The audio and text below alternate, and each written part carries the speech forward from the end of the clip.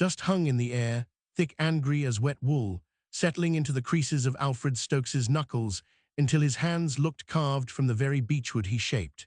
He ran a thumb along the grain of a handle, feeling splinters catch against the callus on his index finger, a familiar pain that offered the only honest sensation in the warehouse that afternoon.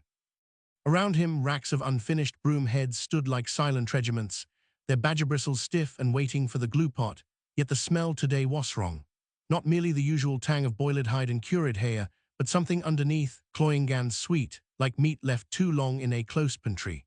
He wiped his hand on his apron, leaving a streak of yellow resin against the coarser linen, but the scent remained, clinging to the back of his throat with the persistence of smoke. Henry Wainwright paced the floorboards near the counting desk, his boots striking the wood with a rhythm that skippered and stuttered, amantraing to walk a straight line on a listing deck. "They come at dawn, Stokes, Thane Spectres." Henry did not look up from the ledger was slamming shut, the leather cover cracking under the force of his palm.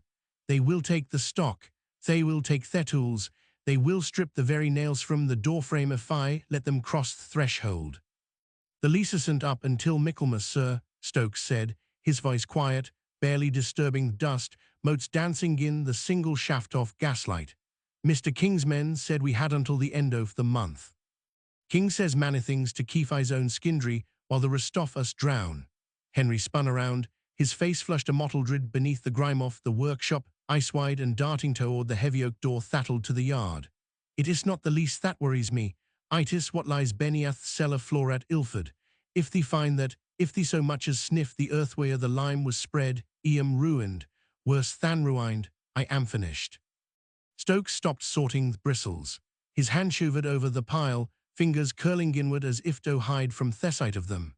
The mention of Ilford brought a sudden tightness to his chest, a physical constriction that had nothing to do with the damp air of Whiteacre. Heck knew the property well. He had helped clear the debris there only last week, watching Henry dig with our frenzied energy that seemed disproportionate to a simple renovation. Thessal had been dark, rich with clay, and it had stuck to the spadine heavy, wet clods that refused to shake free. "You want me to go to Essex, then?" Stokes asked, though already knew the answer. Texture felt heavy in his mouth, like swallowing a stone. "I need Thecart prepared, tonight." Henry stepped closer, invading the small circle of personal space Stokes usually guarded fiercely. The master brushmaker smelled of stale tobacco and sweat, a sharp, acidic odor that made Stokes want to step back, but there was nowhere to go with thorax of brooms pressing in on all sides. Where moved the liabilities? Where clear the ground before the court sends their clerks to inventory every shovel and sack in my possession? "You understand me, Alfred, this is about survival. Your survival is much as mine. My children need the wage, Mr. Wainwright." The words came out flat, stripped of the loyalty Henry demanded, "For if I lose this post, the workhouse takes them, and you know that." "Then do not lose it." Henry's voice dropped to a hiss, leaning in until Stokes could see the broken capillaries in the man's nose. "Ask no questions about the weight of what we carry. Ask no questions about the smell. You are a brushmaker, Stokes, not a coroner. Your hands are 40ing bristles, not for prying into the affairs of your betters. Doth is one thing, and your name stays on the payroll. Fail me, and you will be sweeping crossings before the week is out." Stokes looked down at his hands again. They were stained with the same yellow-brown tint as the floorboards, the resign bedded deep in the whirls of his fingerprints. He thought of Thessax in their corner, the coarser calico waiting tobe filled. They looked innocent enough, limp and empty, but the way Henry glanced at them suggested they possessed a potential mass that defied physics.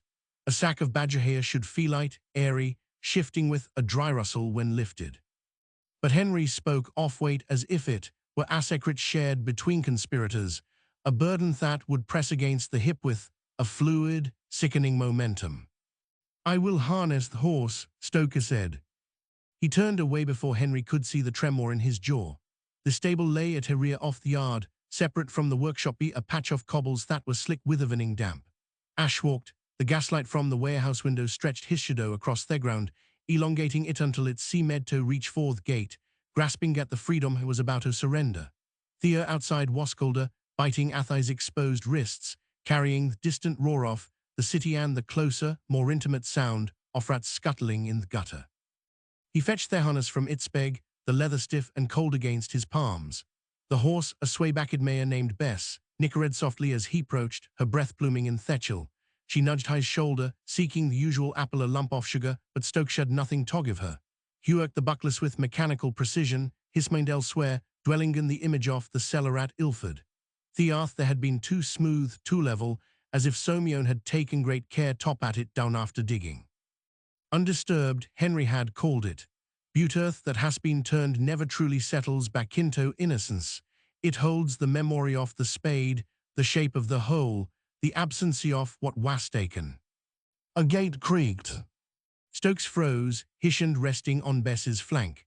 Their sound came from the alley beside the warehouse, the narrow slit of darkness that separate their property from the tinsmith's.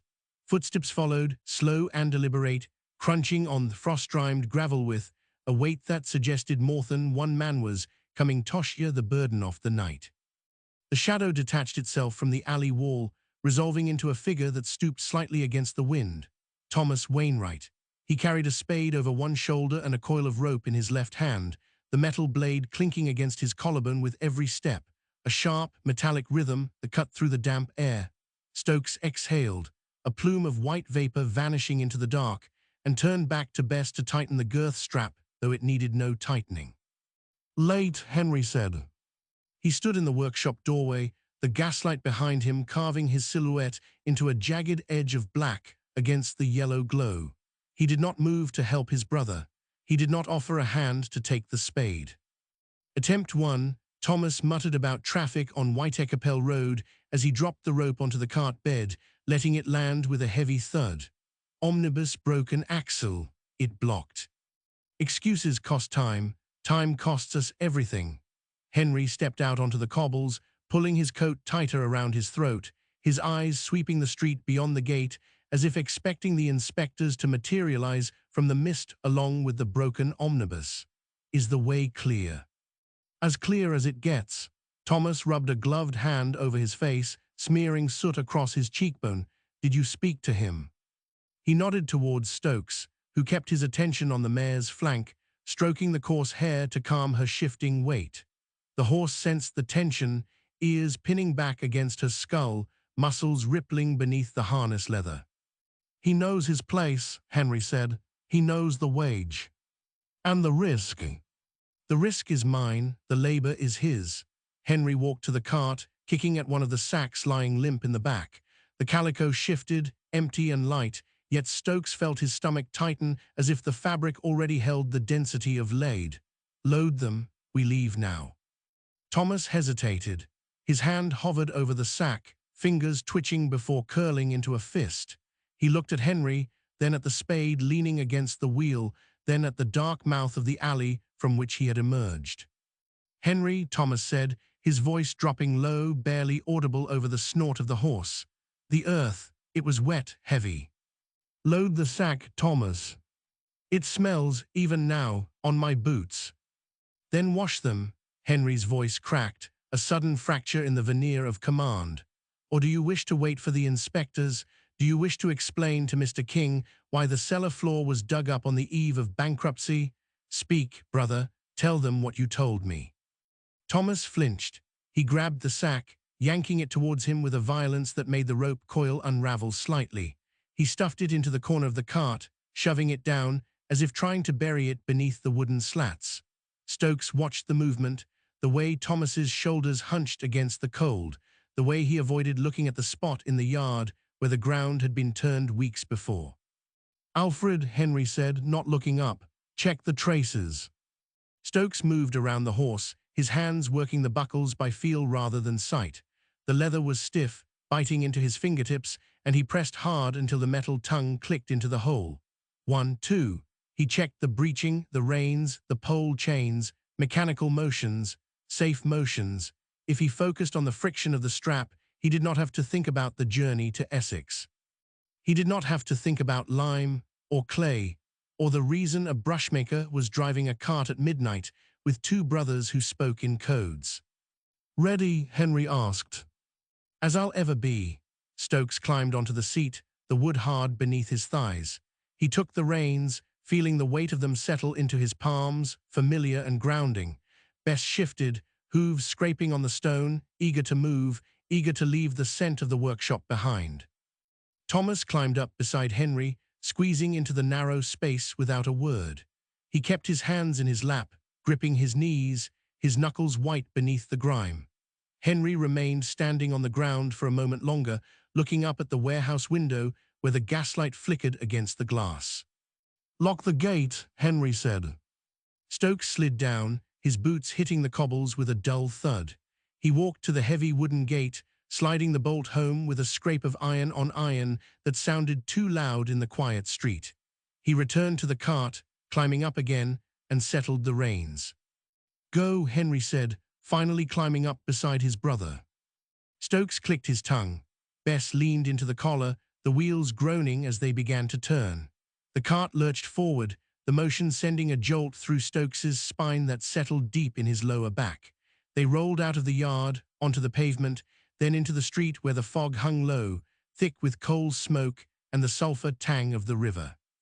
Henry lit a cheroot, the flare of the match illuminating his face for a brief second before he cupped his hand around the flame. The smoke curled upward, joining the fog, vanishing into the grey above. Thomas said nothing. He stared straight ahead, his eyes fixed on the darkness where the road disappeared into the night. Stokes guided the mare past the corner, away from the safety of the known street. The wheels ground against the cobblestones, a rhythmic clatter that marked their progress into the unknown.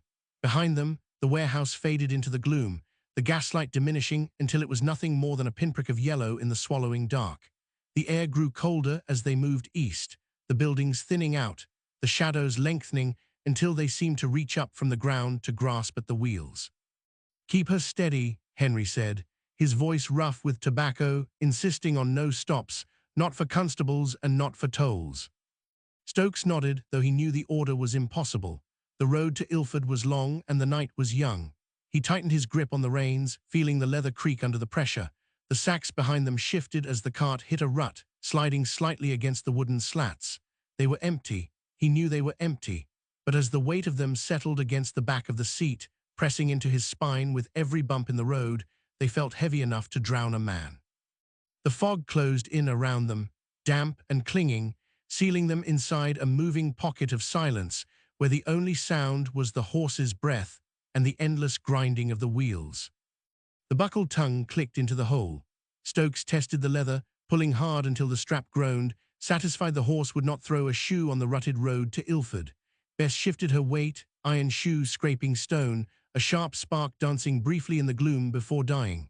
Stokes patted the mare's neck, the hair coarse and damp with sweat, then stepped back to wipe his hands on his trousers. The yard held its breath. Not a deliberate silence, but the heavy stillness of a place waiting for a blow to fall. Footsteps crunched on the cobbles. Thomas Wainwright emerged from the alley mouth, the collar of his coat turned up against the damp. He carried a spade in one hand, the iron head dark and caked with clay, and a coil of rope hooked over his other arm. The spade hit the ground. Metal struck stone with a clang that rang out too loud, vibrating up through the soles of Stokes's boots. Henry did not turn. He stood by the cart, staring at the warehouse window where the gaslight flickered behind dirty glass. "Late," Henry said. Traffic on Whiteacapel Road, constables near the junction. Thomas bent to retrieve the rope, his movements stiff. He did not look at Stokes. He looked at the sacks lying limp in the back of the cart, then at the patch of ground near the wall where the earth had been turned weeks prior. "You should have waited." "Waiting costs money, money we do not have." Henry turned now, his face shadowed beneath the brim of his hat, eyes catching the faint reflection of the yard lamp. "Put the rope in. We leave within the minute." Thomas hesitated. He lifted the spade again, holding it by the handle end, the iron head hanging low. A clod of dirt fell from the edge, landing on the cobbles with a soft thud. The smell reached Stokes then, not just soil, something sweeter beneath it, cloying like flowers left too long in a closed room. Stokes looked away, focusing on the trace chain hanging from the cart shaft, counting the links. 1, 2, 3. "Henry," Thomas said, his voice lacking force as he spoke of the earth, which was wet and heavy. "Digging is wet work. Put the spade in the cart." "It smells even now on my boots." Thomas lifted a foot, showing the sole caked with dark mud. He scraped it against the wheel rim, but the stain remained. People notice, neighbors. Let them notice. Henry stepped forward, invading the space between his brother and the cart. He grabbed the spade handle, wrenching it from Thomas's grip. They notice poverty, they notice bankruptcy, they do not notice a man digging his own garden in the dark, unless you tell them. Thomas flinched. He reached for the sack, fingers trembling as they brushed the calico. He dragged it towards him, the fabric rasping against the wooden slats. The sack shifted. It moved with a fluid momentum that dry bristles never would, settling into the corner with a dull thud that seemed to drop the temperature in the yard. Stokes watched the way the fabric bulged, uneven and wrong, conforming to shapes that had no business being inside a brushmaker's inventory. "Load it," Henry said. Thomas shoved the sack down. He pushed it into the corner, trying to bury it beneath the wooden slats, as though hiding it from the wood itself. His shoulders hunched against the cold, or perhaps against the weight of what he was touching. He stepped back, wiping his hands on his coat, leaving smears of dark clay on the wool. Alfred, Henry did not look up. He was lighting a cheroot, the match flare illuminating the tight line of his mouth. "Check the traces." Stokes moved around the horse again. The leather was stiff, biting into his fingertips. He pressed hard until the metal tongue clicked into the hole. 1, 2. He checked the breeching, the reins, the pole chains, mechanical motions, safe motions. If he focused on the friction of the strap, he did not have to think about the journey to Essex. He did not have to think about lime or clay or the reason a brushmaker was driving a cart at midnight with two brothers who spoke in codes. The smell of the turned earth clung to the air, mixing with the sulfur tang of the match Henry had just struck. "Ready?" Henry asked. The cheroot glowed red in the gloom. "As I'll ever be." Stokes climbed onto the seat, the wood hard beneath his thighs. He took the reins, feeling the weight of them settle into his palms, familiar and grounding. Bess shifted, hooves scraping on the stone, eager to move, eager to leave the scent of the workshop behind. Thomas climbed up beside Henry, squeezing into the narrow space without a word. He kept his hands in his lap, gripping his knees, his knuckles white beneath the grime. Henry remained standing on the ground for a moment longer, looking up at the warehouse window where the gaslight flickered against the glass. The flame inside wavered, casting long, distorted shadows across the yard that seemed to reach for the men standing in the dark. "Lock the gate," Henry said. Stokes slid down, his boots hitting the cobbles with a dull thud. He walked to the heavy wooden gate, sliding the bolt home with a scrape of iron on iron that sounded too loud in the quiet street. The metal was cold, leaching the warmth from his palm. He returned to the cart, climbing up again, and settled the reins. The sacks behind them shifted as the cart hit a rut, sliding slightly against the wooden slats. They were empty. He knew they were empty. But as the weight of them settled against the back of the seat, pressing into his spine with every bump in the road, they felt heavy enough to drown a man. "Go," Henry said, finally climbing up beside his brother. Stokes clicked his tongue. Bess leaned into the collar, the wheels groaning as they began to turn. The cart lurched forward, the motion sending a jolt through Stokes's spine that settled deep in his lower back. They rolled out of the yard, onto the pavement, then into the street where the fog hung low, thick with coal smoke and the sulfur tang of the river. Henry lit a cheroot, the flare of the match illuminating his face for a brief second before he cupped his hand around the flame. The smoke curled upward, joining the fog, vanishing into the grey above. Thomas said nothing. He stared straight ahead, his eyes fixed on the darkness where the road disappeared into the night. Stokes guided the mare past the corner, away from the safety of the known street. The wheels ground against the cobblestones, a rhythmic clatter that marked their progress into the unknown. Behind them, the warehouse faded into the gloom, the gaslight diminishing until it was nothing more than a pinprick of yellow in the swallowing dark. The air grew colder as they moved east, the buildings thinning out, the shadows lengthening until they seemed to reach up from the ground to grasp at the wheels. "Keep her steady," Henry said, his voice rough with tobacco, demanding no stops, not for constables, not for tolls. Stokes nodded, though he knew the order was impossible. The road to Ilford was long and the night was young. He tightened his grip on the reins, feeling the leather creak under the pressure. The sacks behind them shifted as the cart hit a rut, sliding slightly against the wooden slats. They were empty. he knew they were empty, but as the weight of them settled against the back of the seat, pressing into his spine with every bump in the road, they felt heavy enough to drown a man. The fog closed in around them, damp and clinging, sealing them inside a moving pocket of silence where the only sound was the horse's breath and the endless grinding of the wheels. Correction, I will write the scene of Thomas's arrival and the loading, ending with the command to lock the gate. I will not write the departure. Stokes finished harnessing just as Thomas arrived, triggering a sharp exchange of words that quickly escalated into conflict. Once the tension broke, they began loading the wagon in silence until the command rang out to lock the gate, prompting Stokes to move towards it. The buckled tongue clicked into the hole. Stokes twisted the leather, pulling hard until the strap groaned, satisfied the horse would not throw a shoe on the road to Ilford. Bess shifted her weight, iron shoe-scraping stone, a sharp spark dancing briefly in the gloom before dying. Stokes patted Themia's neck, the hair coursing damp with sweat, then stepped back to wipe his hands on his trousers. The yard held its breath, not a deliberate silence, but the heavy stillness of a place waiting for a blow to fall. Footsteps crunched on the cobbles. Thomas Wainwright emerged from the alley mouth, the collar of his coat turned up against the damp. He carried a spade in one hand, the iron head darkened, caked with clay, and a coil of rope hooked over his other arm. The spade hit the ground. Metal struck stone with a clang that rang out too loud, vibrating up through the soles of Stokes's boots. Henry did not turn. He stood by the cart, staring at her warehouse window where the gaslight flickered behind dirty glass. Late, Henry said. Traffic in Whitecapel Road, Constable's Nerth Junction.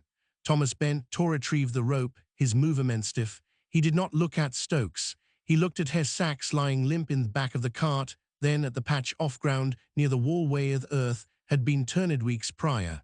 You should have waited. Waiting costs money, money we do not have. Henry turned now, his face shadowed beneath the brim of his hat, eyes catching the faint reflection of the yard lamp. Put the rope in, we leave within the minute. Thomas hesitated.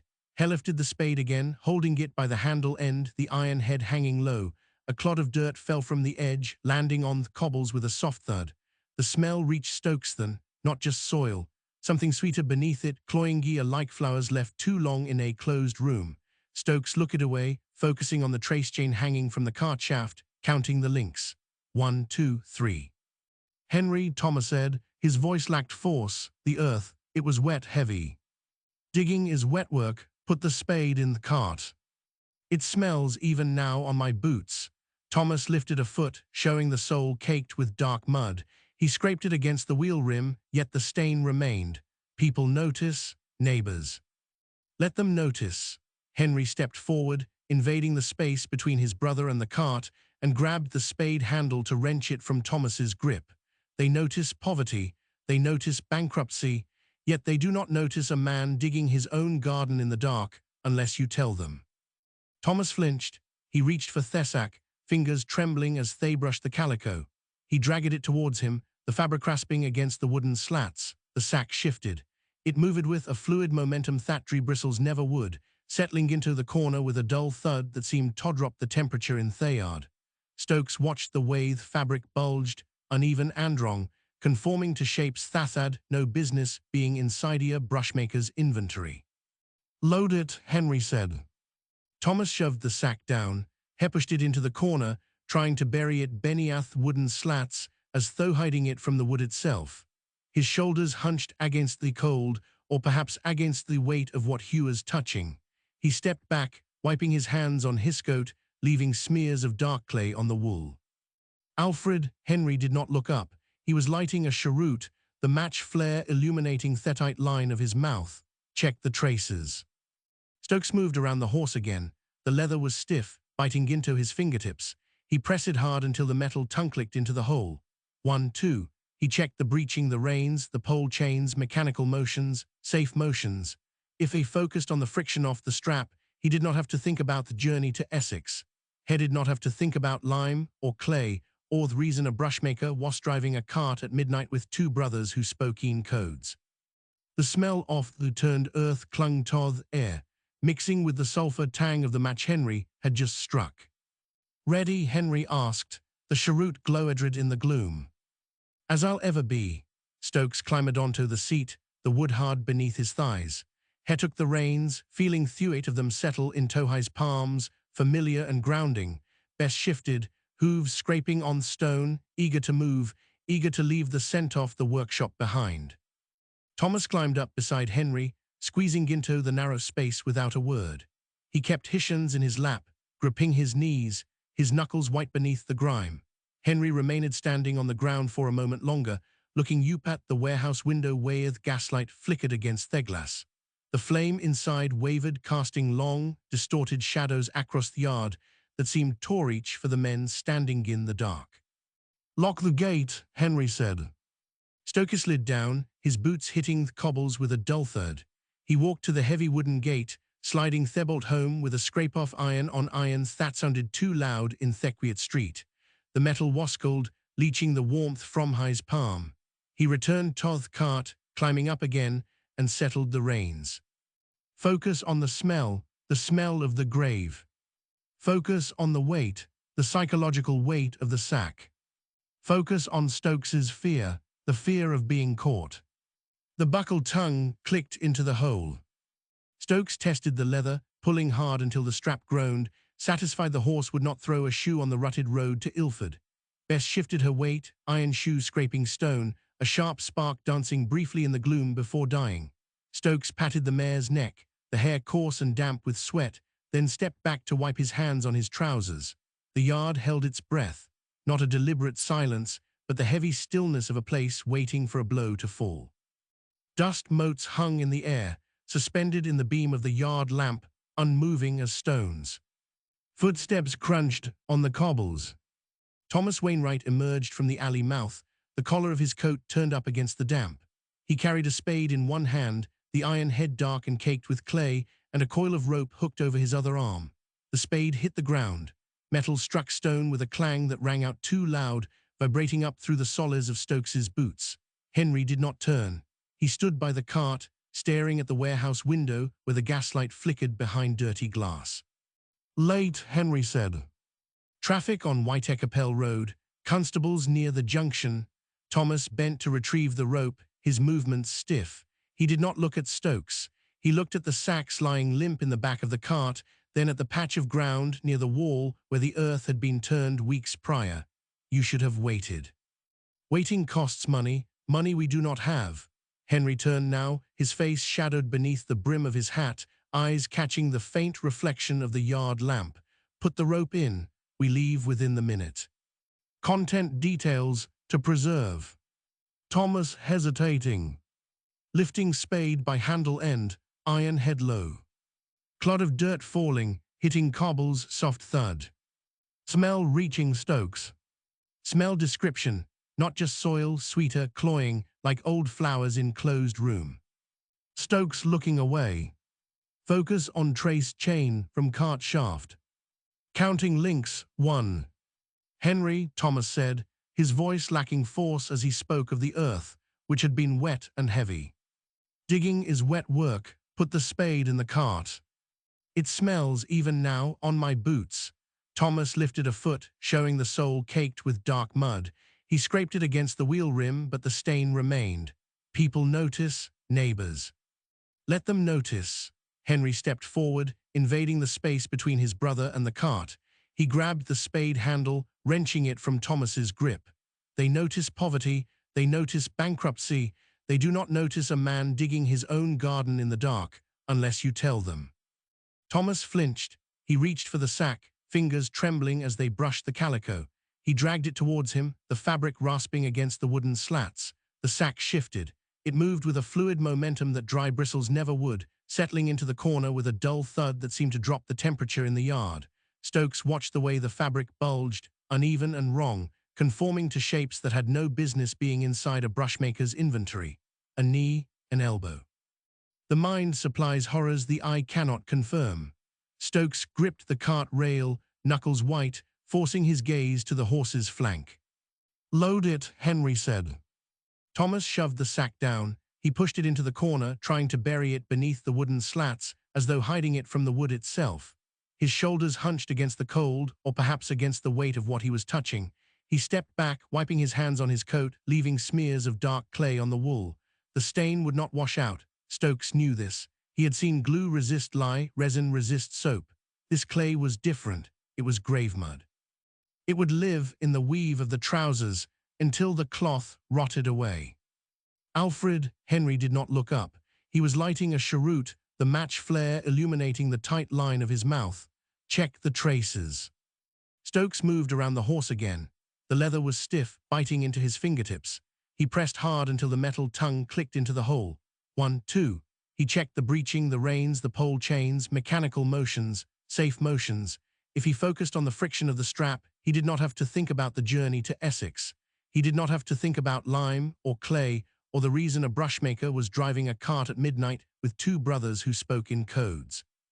The smell of the turned earth clung to the air, mixing with the sulfur tang of the match Henry had just struck. It coated the back of his throat, thick and oily. "Ready?" Henry asked. The cheroot glowed red in the gloom. "As I'll ever be." Stokes climbed onto the seat, the wood hard beneath his thighs. He took the reins, feeling the weight of them settle into his palms, familiar and grounding. Bess shifted, hooves scraping on the stone, eager to move, eager to leave the scent of the workshop behind. Thomas climbed up beside Henry, squeezing into the narrow space without a word. He kept his hands in his lap, gripping his knees, his knuckles white beneath the grime. Henry remained standing on the ground for a moment longer, looking up at the warehouse window where the gaslight flickered against the glass. The flame inside wavered, casting long, distorted shadows across the yard that seemed to reach for the men standing in the dark. "Lock the gate," Henry said. Stokes slid down, his boots hitting the cobbles with a dull thud. He walked to the heavy wooden gate, sliding the bolt home with a scrape of iron on iron that sounded too loud in the quiet street. The metal was cold, leaching the warmth from his palm. He returned to the cart, climbing up again, and settled the reins. Add Stokes's observation of Thomas's hands, the specific smell of the spade, the fear of the creditors, Mr. King. The buckled tongue clicked into the hole. Stokes tested the leather, pulling hard until the strap groaned, satisfied the horse would not throw a shoe on the rutted road to Ilford. Bess shifted her weight, iron shoe scrapping stone, a sharp spark dancing briefly in the gloom beforedying. Stokes patted the mare's neck, the hair coarse and damp with sweat, then stepped back to wipe his hands and his trousers. The yard held its breath, not a deliberate silence, but the heavy stillness of a place waiting for a blow to fall. Dust motes hung in the air, suspended in the beam off the yard lamp, unmoving as stones. Footsteps crunched on the cobbles. Thomas Wainwright emerged from the alley mouth, the collar of his coat turned up against the damp. He carried a spade in one hand, the iron head darkened, caked with clay, and a coil of rope hooked over his other arm. The spade hit the ground. Metal struck stone with a clank that rang out too loud, vibrating up through the soles of Stokes's boots. Henry did not turn. He stood by the cart, staring at her warehouse window where the gaslight flickered behind dirty glass. "Late," Henry said. Traffic on Whitecapel Road. Constables near the junction. Thomas bent to retrieve the rope, his movements stiff, and though he did not look at Stokes, he gazed instead at the sacks lying limp in the back of the cart before shifting his eyes to the patch of ground near the wall where the earth had been turned weeks prior. "You should have waited. Waiting costs money, money we do not have." Henry turned now, his face shadowed beneath the brim of his hat, eyes catching the faint reflection of the yard lamp. "Put the rope in, we leave within the minute." Thomas hesitated. He lifted the spade again, holding it by the handle end, the iron head hanging low. A clod of dirt fell from the edge, landing on the cobbles with a soft thud. The smell reached Stokes then, not just soil. Something sweeter beneath it, cloying like flowers left too long in a closed room.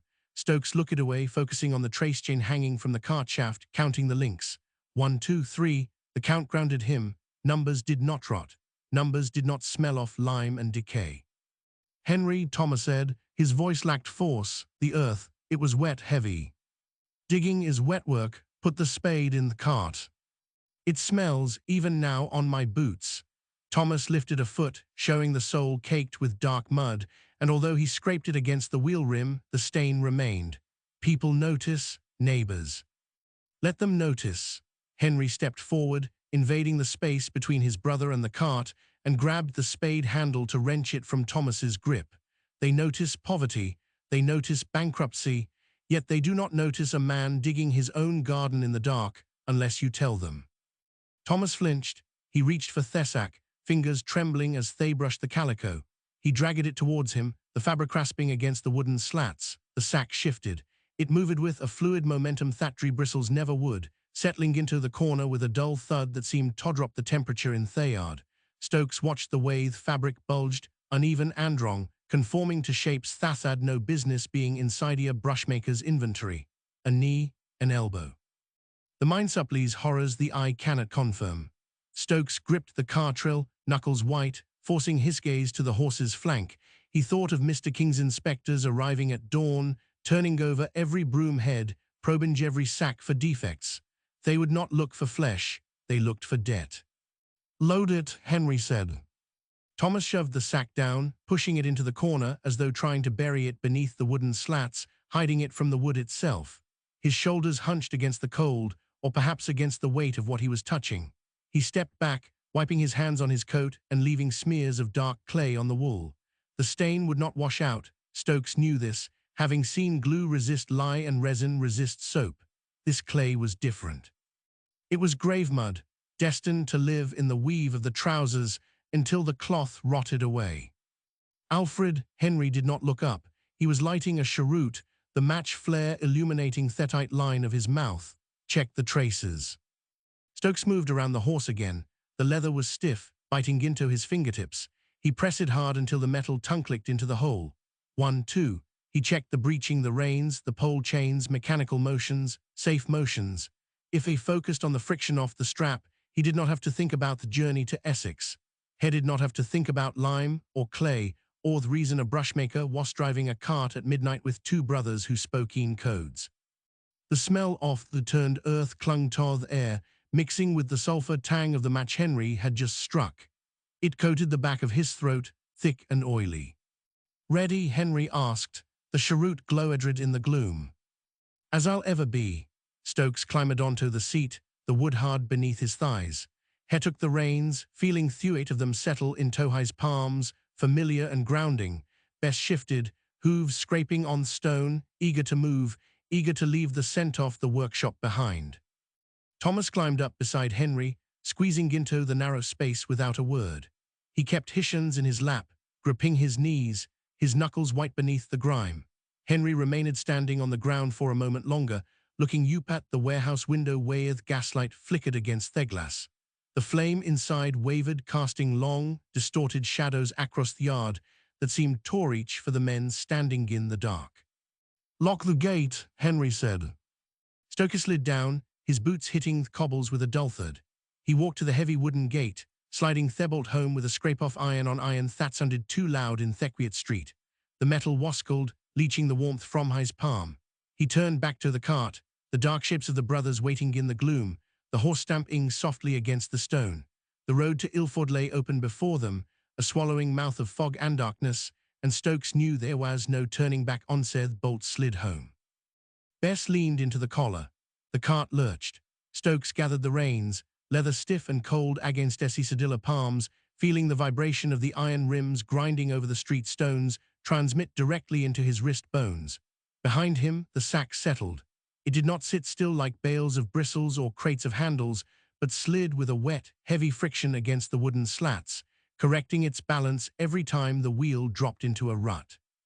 "Steady," Henry said. The word came from the dark beside the horse, low and tight. Henry walked alongside the near wheel, his hand resting on the rim, guiding the beast out of Whitekapelle without needing to raise his voice. Thomas sat on the bench beside Stokes, knees drawn up, arms wrapped around his own ribs as if holding himself together. Neither man looked at the cargo. They looked at the road, at the fading gas lamps that marked the edge of the parish, at the way the yellow light failed to penetrate the fog banking up against the buildings. Stokes kept his eyes on the horse's ears. They twitched, flicking at flies that should not have been out in September, swiveling back towards the men as if questioning the load. The animal knew. Creatures always knew when death rode with them. The cart sat lower in the suspension than it ought to have for a single sack of goods. the springs groaning under a density that defied the volume of the calico. Every 10 yards, the axle whined. "How far?" Thomas asked. His voice cracked. It sounded thin against the heavy roll of the wheels. "Far enough," Henry said. He did not look up. He kept pace with the horse, his boots making no sound on the damp pavement, while Thomas shifted on the bench, the wool of his coat rasping against the wood. Stokes said nothing. He tightened his grip on the reins until the leather bit into his calluses, focusing on the pressure, on the mechanical necessity of guiding the horse, because if he thought about what lay behind his back, he would drop the lines and run. The city began to thin out. The brickwork gave way to patches of waste ground, then to fields where the grass grew long and unkempt, swallowing the boundary stones. The smell changed. Sulfur and coal smoke faded, replaced by the sharp scent of wet vegetation, of rotting leaves and soil that had been turned over and left to breathe. It clung to the back of the throat. Stokes swallowed hard. The taste was metallic, like blood or old pennies. He glanced at Thomas. The younger brother was staring at his hands, turning them over in the dim light, rubbing at his thumbs as if trying to scrub away a stain that wasn't tea there. The lantern hanging from the cart frame swung with the motion, casting a sickly yellow glow that illuminated the mud splashing up from the wheels. It spotted their trousers. It spotted the hem of Henriette's coat. None of them wiped it off. The road narrowed.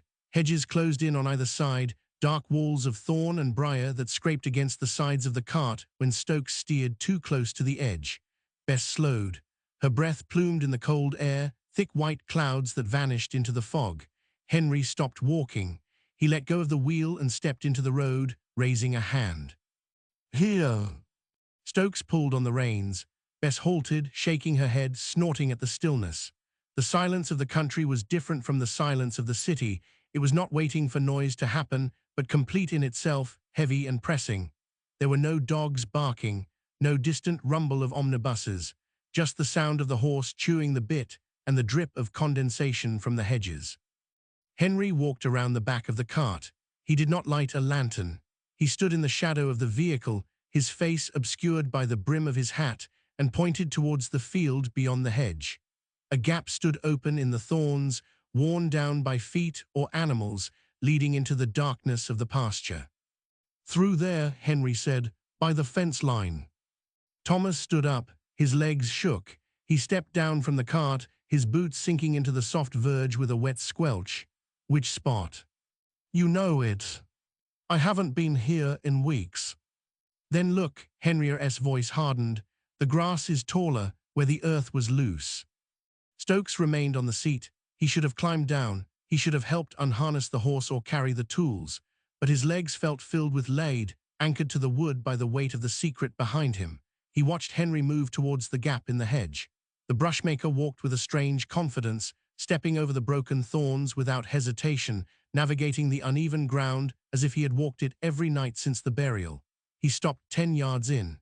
He turned back. The fog curled around his ankles. "This is it," Henry called. The words carried clearly across the distance. Thomas walked to join him, stumbling once on a hidden clod of dirt. Stokes finally moved. He climbed down, his boots hitting the ground with a dull thud that seemed to echo too loudly in the quiet field. He walked to the back of the cart and reached for the sack. The canvas was damp. It felt cold and slick under his fingers, like skin left out in the rain. He hesitated. "Leave it," Henry said. "Bring the spades." Stokes reached for the tools instead, handing one to Thomas, who took it with a grimace and gripped the wooden handle as if it were hot. Henry took the other. They stood in a triangle where the lantern light barely reached them from the cart, creating long, distorted shadows that stretched out across the grass towards the boundary fence. The air smelled stronger here, not just of wet loam, but of something sweet and cloying, the scent of things that had been buried and were now waiting to be brought back up.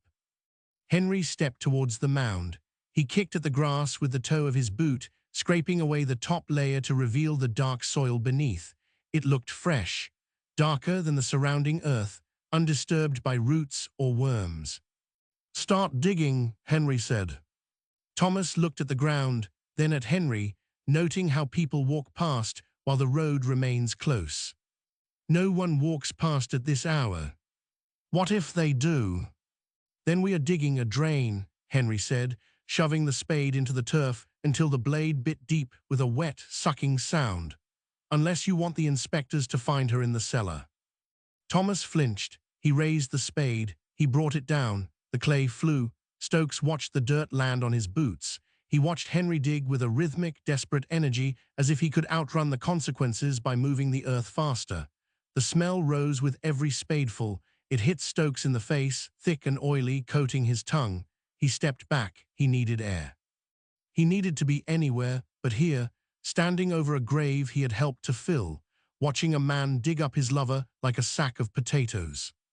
Henry stopped. He leaned on the spade, breathing hard, steam rising from his shoulders. He pointed the handle at the hole. "Deeper," Henry said. "She's deep." Stokes looked at the hole. He looked at the sack in the cart. The calico bulged. It shifted again, settling into the corner with a fluid momentum that dry bristles never would. He gripped the handle of his own spade. The wood was smooth, worn by other hands, clean. It would not stay that way. "Light," Henry said. "Bring the lantern closer." Stokes walked towards the cart, his hands trembling as he unhooked the lantern. The glass was warm. Carrying it towards the grave, he let the light swing, making shadows dance like living things around the brothers. As he approached, the smell intensified. It was no longer just earth, but lime and decay, the specific, undeniable odor of a body that had been waiting in the dark. When the light hit the hole, Henry looked up, his face pale and his eyes wide. "There," Henry whispered. The spade struck something solid, not stone, but a dull and sickeningly final thud that made Thomas step back to wipe his brow with a handkerchief immediately stained by the dark, rich mud of the grave. Henry did not hesitate. He dropped to his knees and reached down to clear the soil with bare hands until the shape of a coffin, or perhaps just the shroud, emerged in the lantern light. Stokes felt a wave of nausea rise in his throat, a surge he had to swallow down lest he betray his terror to men who can no longer afford mercy. The sack waited. The smell hung in the cold air like a visible miasma that promises to follow them back to London. The flame inside the glass guttered, bending away from the wind, as if trying to escape the hole in the ground. Stokes held the lantern low, his arm locking rigid to keep the light steady, though the iron handle bit into his palm with a cold, metallic pressure that numbed his fingers. Shadows stretched out from the rim of the grave, long and distorted, dancing across the upturned clods of earth like things alive and writhing in pain. Original content, breakdown. 1, Henry said lower. 2, his voice came from the pit. 3, his voice was rough with dust. 4, his voice was rough with effort. 5, Henry said, "I can't see the edge." Stokes dropped to one knee, the damp grass soaking instantly through the wool of his trousers, chilling the bone beneath. He angled the lantern until the yellow glow pooled at the bottom of the excavation, illuminating the raw, wet sides of the clay where the spades had bitten deep. The air down there was heavier, thick with a sweetness that coated the back of the throat, cloying and unmistakable. The scent of flowers left too long in a closed room mixed with the sharp tang of quicklime. Thomas stood on the far side, his chest heaving, the spade hanging limp in his hand. Mud splattered his cheekbone, a dark smear against the pale skin, and his eyes darted towards the road, towards the invisible line of the hedge that separated this field from the world of constables and honest men. "It's too shallow," Thomas muttered. He wiped his mouth with the back of a gloved hand, leaving a streak of grey dirt across his lips. "The frost didn't take hold last winter. The ground is soft." "Dig," Henry snapped. He was on his knees now, ignoring the ruin of his trousers, scraping at the soil with bare hands. The nails tore at the earth, pulling away clumps of root and stone with a frantic, animal urgency. "She isn't deep. I know where I put her." "You put her in a box," Thomas said, his voice trembling into a thin, reedy sound that the wind almost stole. "Boxes rot, then boxes collapse. Then she is in the mud. Keep digging." Stokes watched the hands work. Henry's fingers, usually so precise when sorting badger hair or tying knots, now clawed at the grave muck with a desperate violence, tearing at the soil as if he could undo the passage of time by sheer force of will. The lantern light caught the wet shine of the clay, making it glisten like fresh meat. A fly, confused by the warmth and the season, buzzed lazily around Henry's ear. drawn by the rising heat of the disturbed earth. The spade struck again, not the hollow ring of hitting a stone, nor the gritty scrape of gravel, but a dull, wet thud that seemed to suck the sound out of the night. Thomas froze. The spade remained embedded in the soil, the handle vibrating slightly from the impact. He looked at Henry, his face draining of color until he looked like a ghost himself, pale and insubstantial against the dark background of the hedge.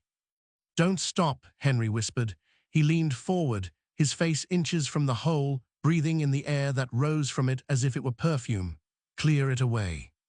Thomas stepped back. He shook his head, a small, jerky movement. "I can't." "Give it here." Henry snatched the tool from his brother's grip, the wood slipping on the muddy handle. He jammed the blade into the soft earth around the obstruction, prying loose the packed clay, working with a speed that bordered on madness. The smell intensified, rolling up in a visible wave that made Stokes's eyes water, a heavy, oily presence that settled on the tongue and refused to be swallowed.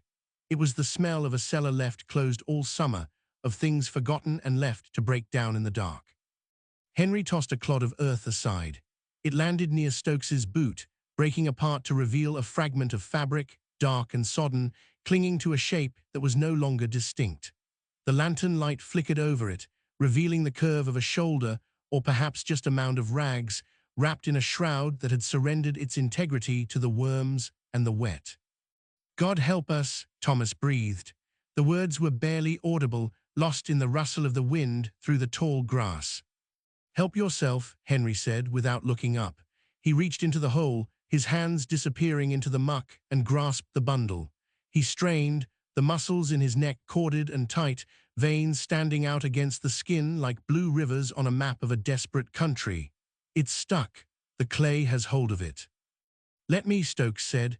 The voice was not his own. It sounded distant, thin, as if spoken by someone else standing far away on the road. He set the lantern down on a flat stone, the glass ticking as it cooled, and stepped towards the grave. His boots sank into the soft rim, the mud sucking at the leather with a greedy holding force. He reached down, his fingers brushed against the wrapping. It was cold, far colder than the air around them, a chill that seeped through his gloves and into the marrow of his bones.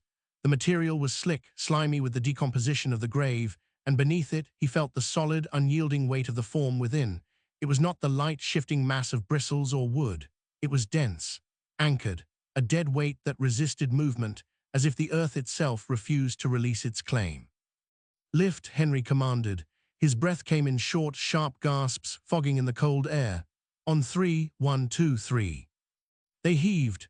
The bundle rose slowly, dripping with black sludge that ran down their arms, soaking into their sleeves, staining the cuffs of their coats with the dark, rich mud of Ilford. It swung between them, a heavy, pendulous thing that seemed to gain mass with every inch it cleared the ground. Stokes felt the shift of it against his hip, a fluid, sickening momentum that no dry goods could ever possess, the internal contents settling and sliding within the rotting shroud as the gravity of the grave gave way to the gravity of the living world. Thomas gagged. He turned his head away, squeezing his eyes shut, but he did not let go. His grip tightened on the fabric, knuckles white against the dark stain. "Easy," Henry hissed. "Don't drop it. For God's sake, don't drop it." They maneuvered the bundle towards the cart, their footsteps clumsy and uncoordinated in the soft earth. The smell followed them, a tangible cloud that clung to their clothes and hair, marking them as surely as a brand. Stokes could feel it in his nostrils, deep in the sinuses, a permanent resident that no amount of scrubbing would ever dislodge. He thought of the warehouse, of the clean rows of brushes, of the orderly dust that settled on the shelves, and knew that none of it would ever be clean again. They reached the cart. Henry kicked aside the empty sack, the canvas crumpling with a dry rustle that sounded obscenely loud in the quiet night. "In," Henry said. They lowered the bundle into the fresh calico. It slid in with a wet, sucking sound, settling into the bottom of the bag with a finality that echoed in Stokes's chest. He stepped back, wiping his hands on his trousers, but the slime remained, a dark smear on the wool that would not rub away. Thomas stood shaking, his hands hanging limp at his sides, stained black to the wrists. He looked at Henry, then at the sack, then at the open grave behind them, his face a mask of horror and exhaustion.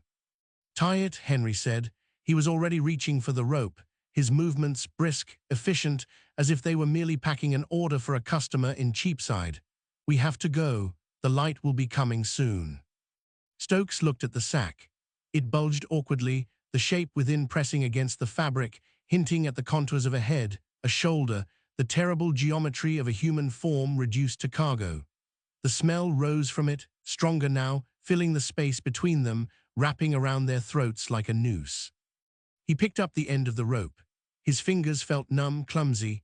He looped it around the neck of the sack, pulling tight, the fibers biting into the wet cloth. The knot held. The smell did not.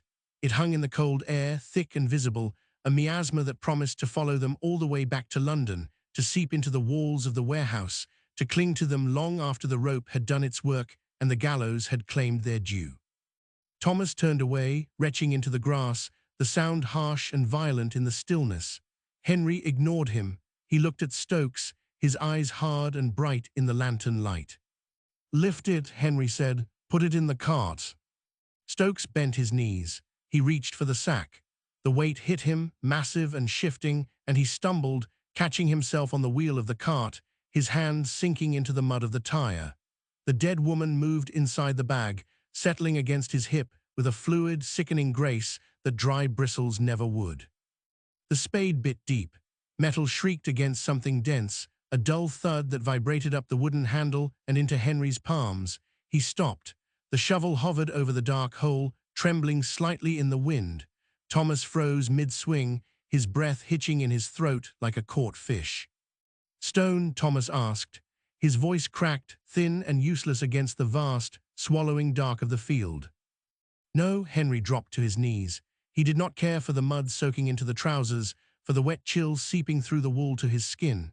He clawed at the earth with bare hands, fingernails tearing against roots and clods of clay, digging with a frantic, animal urgency that made Stokes step back.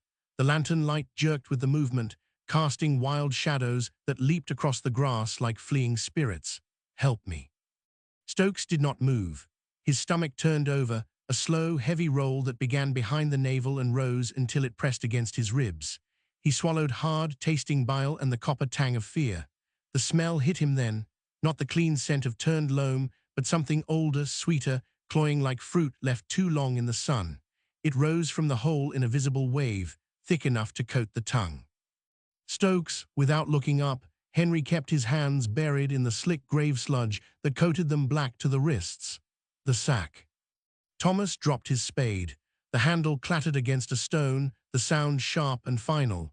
He wiped his hands on his coat, leaving dark smears across the grey wool, but the stain sank in immediately, blooming like ink on blotting paper. "Henry, wait, we need to think." "Think later." Henry tore at the wrapping beneath the soil. A strip of fabric came away, rotting at his touch, falling apart in his grip. Underneath, the shape was undeniable. A curve, a line, the geometry of a body reduced to waste. "Bring the calico, now." Stokes moved. His legs felt stuffed with sand, heavy and unresponsive. He walked to the cart, the mud sucking at his boots with every step, and grabbed the sack. It was clean, white, smelling of starch and the warehouse, a scent that belonged to a life before this night. He carried it back to the grave. The smell grew stronger, pressing against his sinuses, filling his head until he could think of nothing but the rot. "Hold the light steady," Henry said. He was sweating despite the cold, beads of moisture gathering on his upper lip, catching the lantern glow. "Don't shake." Stokes held the lantern. His arm trembled. The flame flickered, dipping low, then flaring bright, illuminating the hole where Henry worked. Thomas stood aside, his face turned away, staring at the hedge line where the darkness was absolute. He was shaking, not from cold, from the knowledge that once this sack was tied, there was no going back to being honest men. Henry lifted the bundle, which came free with a wet, tearing sound, as if the earth refused to let go, clinging to the remains with a possessive grip. He groaned, the sound low in his chest, and swung the mass towards the open sack Stokes held. It slid in, heavy and far too weighty for rags or wood. The bottom of the sack strained, the fabric pulling tight around the contents. "Tie it," Henry said. He stepped back, wiping his hands on his thighs, leaving dark prints on the wool. "Quickly." Stokes dropped to his knees beside the sack where the coarse rope bit into his fingers. He looped it around the neck of the calico, pulling tight until the material crinkled. Something inside shifted, neither solid nor rigid, but a fluid slide, a settling of weight that moved against his knee as he worked the knot. He stopped. His hands hovered over the rope. "Did you feel that?" Thomas whispered. He had turned back, his eyes wide, fixed on the sack. "Feel what?" Henry snapped. He was already moving to the cart, kicking at the wheels, checking the horse. "Tie the bloody knot, Stokes." Stokes pulled, and the rope tightened until the sack bulged, awkward and lumpy, the shape within pressing against the white fabric like a secret trying to get out. He finished the knot, a double hitch that was both secure and permanent. Now the smell rose from the weave of the cloth, stronger than before and no longer contained by the earth. It hung in the cold air, a visible miasma that clung to their clothes, their hair, the skin of their faces. Thomas retched. He doubled over, hands on knees, but nothing came up. He straightened, wiping his mouth with the back of a stained hand. "God forgive us." "God isn't here," Henry said. He grabbed the sack, hefted it. The weight dragged his shoulder down, but he did not flinch. "Only us." He threw the sack into the cart.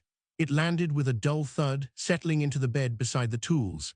The sound echoed in the silence of the field, a final note struck on an instrument of bone. Stokes stood up. His knees popped. He looked at his hands. They were clean mostly, but the smell was there, under the nails, in the paws. He rubbed them together hard, trying to friction the scent away, but it remained.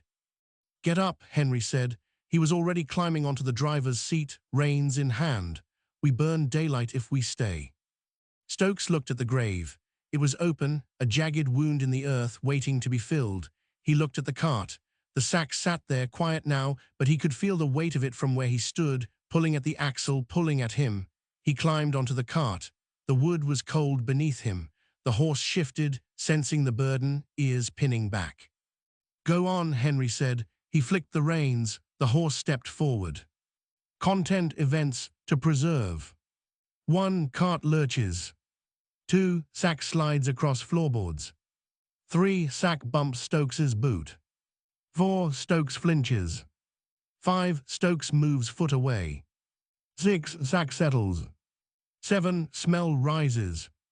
8. Smell wraps around them, thick, suffocating. 9. Smell promises to follow to White Capel. 10. Smell promises to seep into warehouse walls. 11. Smell promises to cling after rope gallows work. The road stretched out before them, a ribbon of mud disappearing into the fog, and Stokes looked back once. The grave was already filling with shadow, its edges blurring and losing definition, so he turned away. As the cart creaked and the horse plodded on, the smell did not fade. Instead, it grew. The gas jet spat, a blue cone flickering above the workbench to cast long, dancing shadows against the stacks of finished broom heads that lined the walls like silent jurors. Stokes spread the fresh calico across the scarred wood, white and starched and unblemished by the mud or grave soil that clung to the bundle waiting beside the glue pot. "Lay it flat," Henry ordered. He stood at the end of the table, sleeves rolled to the elbow, watching the cloth with the intensity of a foreman inspecting faulty stock. "No creases. We cannot afford mistakes now." Stokes smoothed the fabric. His palms met the weave, rough and dry, a stark contrast to the damp weight resting near the iron shears. The warehouse held its usual perfume of boiled rabbit skin, glue, and badger hair, a sharp, animal tang that usually signaled honest labor, yet beneath it lurked the sweetness. That cloying, heavy scent from the cart had followed them home, seeping into the wool of their coats, settling in the cracks of the floorboards, refusing to dissipate despite the draft whistling through the window frames. "It leaks, Henry," Stokes said. He pointed to the original shroud, where a dark patch was spreading across the linen, growing minute by minute as the fluids within sought escape. "The first wrapping won't hold." Henry leaned in. He did not flinch at the sight of the dampness, nor did he recoil from the smell that rose as the air in the room warmed around the corpse. "Then wrap it again, double the cloth, use the hemp rope, not the twine." "Twine might cut," Stokes muttered.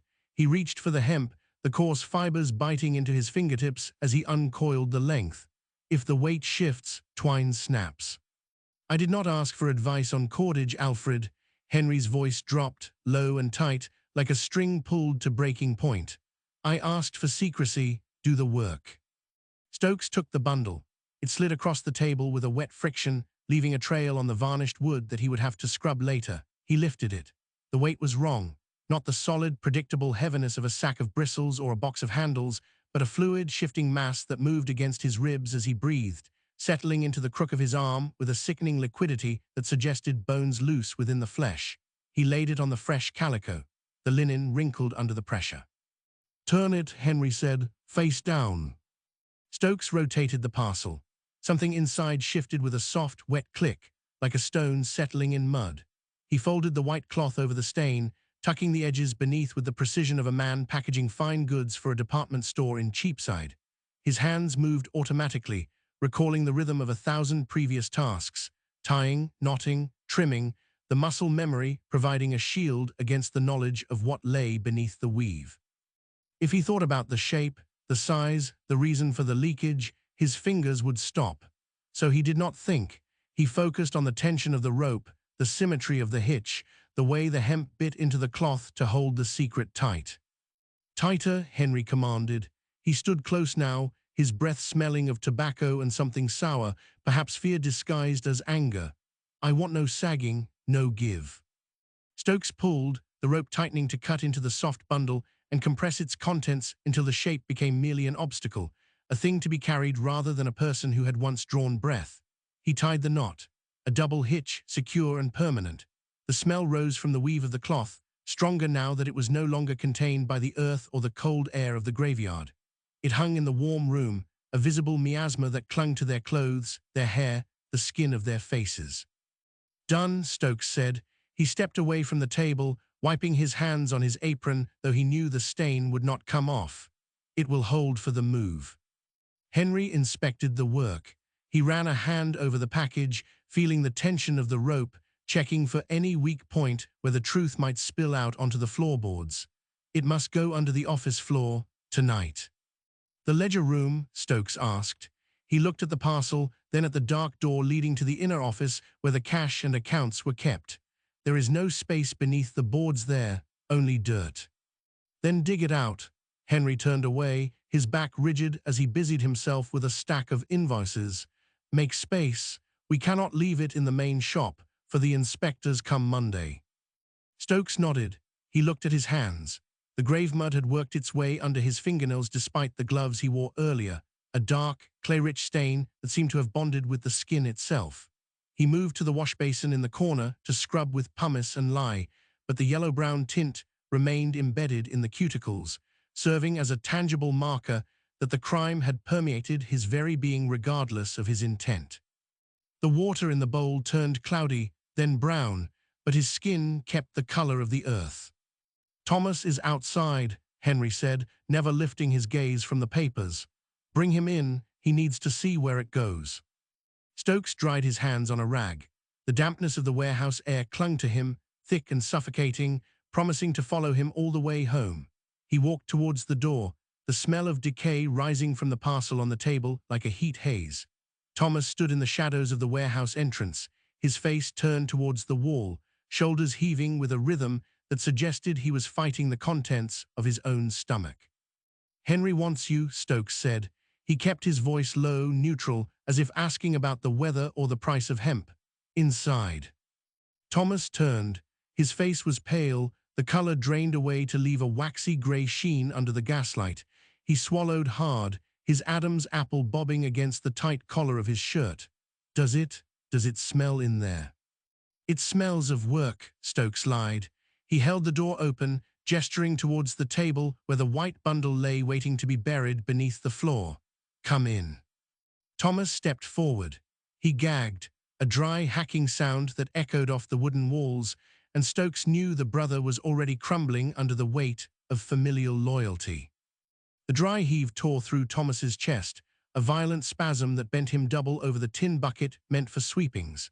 Nothing came up but bile and air, yet his body convulsed again, shaking the loose badger bristles scattered at the bottom of the pail until they rattled like dry insects against the metal. He gripped the rim, knuckles white, staring into the dark dregs, as if the answer to his misery lay submerged in the refuse.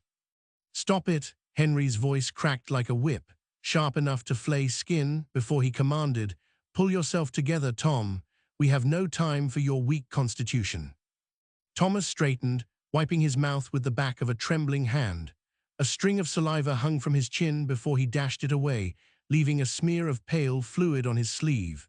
His eyes, wide and wet, darted towards the table where the white bundle sat, then flicked back to his brother's face, searching for a mercy that was not there. "It's the smell, Henry," Thomas whispered, his voice ragged. "It's in my throat. I can taste it." "You can taste nothing but your own cowardice," Henry snapped. He stepped around the workbench, closing the distance between them with a predatory stride that made Thomas flinch. "Do you think I enjoy this? Do you think I relish dragging our family name through the mud because you couldn't keep your accounts straight? Because you couldn't manage the forgery without getting caught?" "I didn't, Silence. Henry grabbed Thomas by the lapels of his coat, yanking him forward until their faces were inches apart.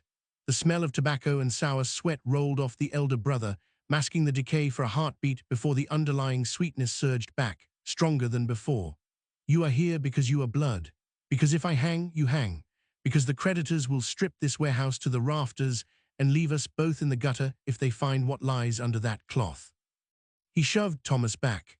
The younger man stumbled, catching himself on the edge of the sorting table where the fresh calico lay rumpled. He looked down at his hands, then at the parcel, and his breathing hitched, a shallow, ragged gasp that sounded like a bellows with a hole in the side. "Pick it up," Henry ordered. He pointed a rigid finger at the bundle. "Help Stokes. We move it to the office. Now." Thomas hesitated, his shoulders hunched, as if trying to withdraw into his own coat, and for a second Stokes thought the man might bolt, might run out into the foggy street and scream until the constabulary came running. But the fear of exposure, the terror of the gallows, held him fast. He reached out, his fingers hovering over the rope before he finally gripped the end opposite Stokes. "Lift," Stokes said softly. They raised the parcel. It swung between them, heavy and awkward, the center of gravity shifting with that same sickening fluidity that had unsettled Stokes earlier. The contents sloshed internally, a wet slide of bone and tissue against the confinement of the cloth, and Thomas gagged again, a muffled sound he stifled with his free hand. "Walk," Henry commanded. He led the way to the inner office, his boots clicking sharply on the floorboards, a rhythm of absolute control that belied the chaos swirling in the room behind him. Content details to preserve. Stokes matching pace. Eyes on Henry's back. Focus on frayed hem of coat. Focus on fabric movement. Conditional if he looked at the bundle. Detail bundle pulling at shoulder. Detail dark dampness spreading through white linen. Consequence he would drop it. Consequence he would run. Action watched the coat. Action counted steps. Count 1, 2, 3. Reflection, rhythm of labor imposed on dishonest task. Rhythm issue, the original has a cluster of short sentences fragments at the end. He would drop it and run. So he watched the coat, he counted the steps. 1, 2, 3. They crossed the threshold into the small office. The air here was stale, thick with the scent of old paper, ink, and the dust of ledgers long closed. Henry kicked a stack of invoices aside, clearing a patch of floor near the safe. "Put it down, gently." They lowered the sack. It landed with a soft, wet thud, distinct from the solid impact of a box of goods. Thomas recoiled as if the floor had burned him, stumbling back until his spine hit the wall. He slid down it, collapsing into a crouch, head buried in his hands. "I can't," he moaned. "Henry, I can't do this. It's wrong. It's a corpse, Henry, a woman." "It is a problem," Henry corrected, his voice devoid of warmth. "And we are solving it, so get up." "No," Thomas shook his head, a frantic, jerky motion, and though his voice trembled, he held his ground. "I won't touch it again. I won't help you bury her like a dog." Henry looked down at his brother, and for a fleeting second, something like pity flickered in his eyes before it was extinguished by a cold, hard calculation. He turned to Stokes. "Leave him, he's useless." Henry walked to the corner where the tools were kept, retrieving a crowbar and a small spade used for shifting coal. "You and I will dig. He can watch. Perhaps seeing the earth move will remind him of where we all end up." Stokes said nothing. He took the spade when Henry offered it, the wooden handle smooth and worn from previous use. The weight of it felt familiar, grounding, yet his hands still tingled with the memory of the parcel's shifting mass. He looked at Thomas, huddled against the wall, shaking silently, and felt a pang of something that might have been sympathy if he had the luxury of feeling anything other than dread. "Start there," Henry said, pointing to a spot beneath the window where the floorboards were loosest. "Quietly, if the neighbors hear, we are done." Stokes wedged the crowbar into the gap between the boards. He leaned his weight into it, feeling the wood groan in protest before the nails gave way with a sharp crack that sounded too loud in the small room. Thomas flinched at the noise but did not look up. Henry watched, arms crossed, his face a mask of grim determination as the first board lifted, revealing the dark earth beneath the foundation. The smell rose instantly, a puff of damp, ancient soil that mingled with the fresher, sweeter rot of the parcel on the floor. It filled the room, pressing against their lungs, demanding to be acknowledged. Stokes paused, the crowbar still in his hand, and looked at the hole opening up in the floor, a mouth waiting to be fed. "Deeper," Henry said. "Make it deep enough so the rats don't find her." Stokes drove the spade into the earth. The soil was hard, packed tight with the weight of the city above, but he worked steadily, scoop after scoop, the rhythm of the labor taking over again, dulling the edge of his horror. Beside him, the white bundle waited, leaking its secret onto the clean floorboards, while Thomas wept softly in the corner, a sound so quiet it was almost lost beneath the scrape of steel on stone. The hole grew, the pile of dirt beside it grew, and the smell grew with them, filling the space until there was no air left to breathe, only the heavy, cloying breath of the grave rising to meet them. Stokes wiped sweat from his brow, leaving a streak of dark mud across his forehead, and knew that no amount of scrubbing would ever make him clean again. The spade bit into clay, again, a dull thud of iron meeting packed earth, a sound that seemed to vibrate up the wooden handle and settle in the marrow of Stokes's wrists. He worked without looking at the hole, fixing his gaze on the grain of the floorboard he had just pried loose, counting the knots in the wood as if they were beads on a rosary. 1, 2, 3. If he stopped counting, he would have to think about the white bundle sagging against the wall, or the way Thomas was rocking back and forth, muttering prayers that sounded more like pleas for forgiveness than verses from the Bible. "Deeper," Henry said. His voice was flat, stripped of the panic that had rattled it earlier, replaced now by a terrifying, bureaucratic calm. "We need another foot. The frost line goes deep in winter, and I won't have the ground heaving and cracking above her." Stokes dug, his shoulders burned. The sweat trickled down his spine, cold and slick beneath his shirt, but he did not stop. To stop was to acknowledge the thing in the room. To stop was to admit that he, Alfred Stokes, a man who had spent 30 years tying badger bristles into neat, harmless rows, was currently excavating a grave inside a warehouse in Whitecapel. So he dug. The rhythm took him, scoop, lift, toss, scoop, lift, toss. The pile of dark, rich soil beside the hole grew into a small mound, smelling of worms and old rain and something else, something sweet and cloying that coated the back of his throat like spoiled milk. Thomas retched. The sound was wet and violent, echoing off the narrow walls of the office. He had dragged the bucket of scrap bristles closer, and now he leaned over it, his body convulsing as he emptied his stomach of whatever meager breakfast he had managed to swallow that morning. The smell of vomit mixed with the scent of the earth, creating a fug so thick it felt like breathing through a wool blanket. "Stop that noise," Henry snapped. He kicked the bucket, not hard enough to spill it, but hard enough to make Thomas jump. "Pull yourself together, man. You look like a fishwife. We have work to do." "I can't," Thomas gasped, wiping his mouth with the back of a trembling hand. His face was gray, the skin pulled tight over his cheekbones, and his eyes were wide and glassy, staring at nothing.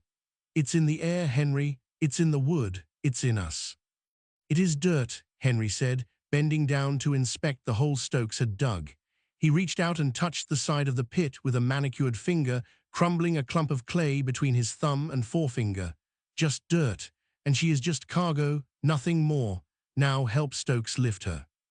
No, Thomas shook his head, a jerky, spastic motion.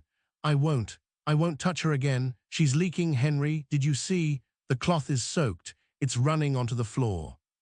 Then we wrap her again, Henry said, straightening up and brushing the dust from his trousers.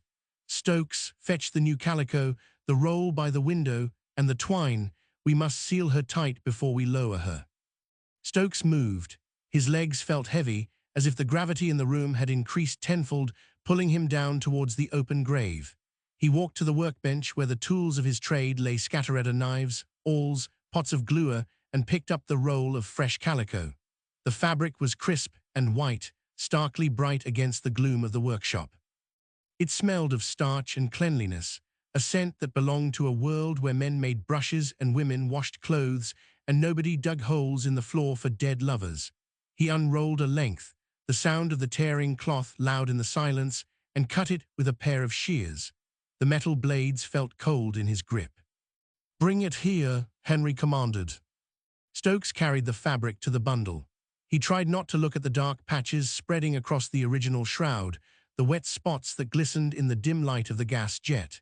He laid the new cloth over the old, draping it carefully like a priest vesting an altar. His hands moved with a mechanical precision, folding the edges, tucking them under, smoothing the wrinkles.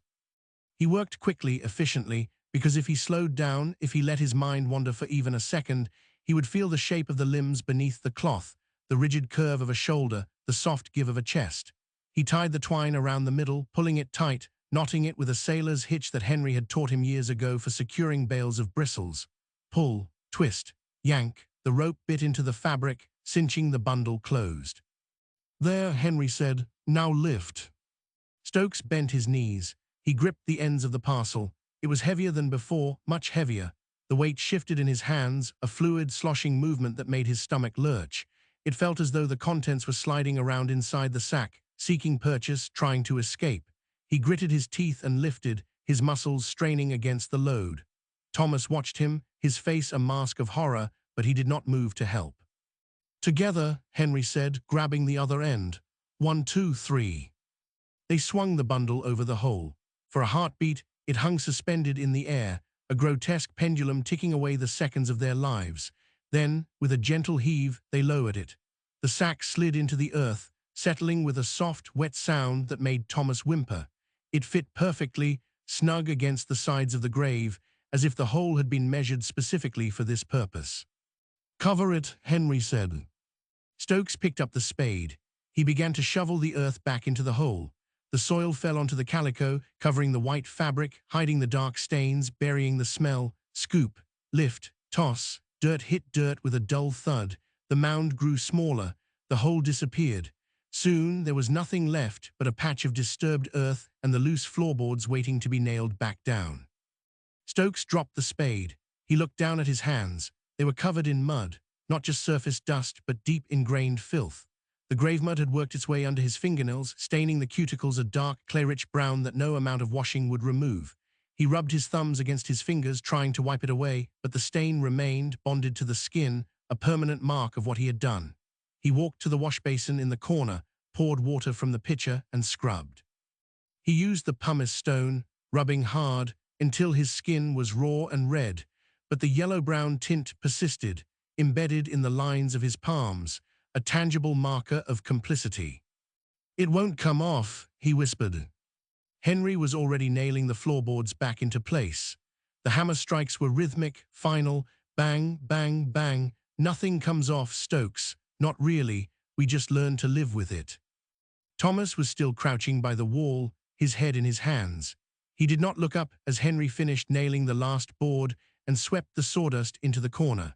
The office looked almost normal again, save for the faint smell of damp earth rising through the cracks in the wood, a subtle, sweet reminder of what lay beneath. Go home, Thomas, Henry said, tossing the hammer onto the desk.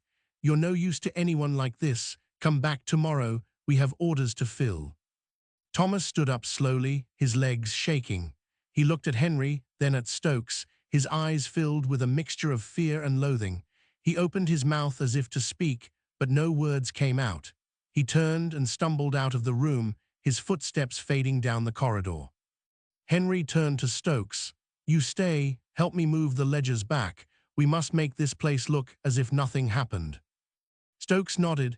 He picked up a stack of papers from the floor. His hands were still stained, the mud visible against the white paper, but he did not try to hide it. What was the point? The stain was inside him now, deep in the bone where no scrubbing could reach. He placed the ledgers on the desk, arranging them in neat piles, restoring order to the chaos. But as he worked, he could smell it, the rot. It was rising through the floorboards, seeping into the room, filling the air with the breath of the grave. The commerce of the Brushmaker continued above, but below, in the dark earth, something was breathing, and it would not stop. The smell arrived before the light did. Not the sharp, clean reek of ammonia used to scour the bristles, nor the dry, dusty sneeze of badger hair waiting to be tied, but something heavier, wetter, a sweet and cloying vapor that seemed to rise from the very grain of the floorboards. Alfred Stokes stood by the sorting table, his fingers hovering over a pile of coarse horsehair, unable to make them move. The fog had settled over Whitecapel in the night, a thick, yellow-grey wool that pressed against the warehouse windows, blurring the gas lamps outside into smeared, sickly halos that offered no warmth.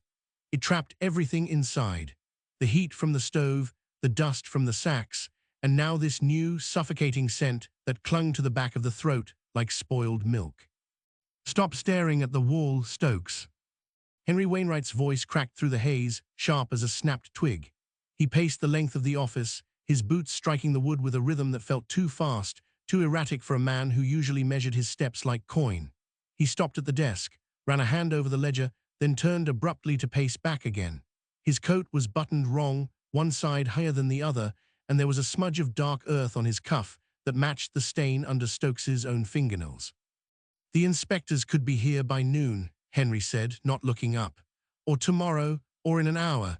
They do not keep to a schedule when they smell blood in the water." Stokes picked up a bundle of bristles. The fibers felt greasy against his palm.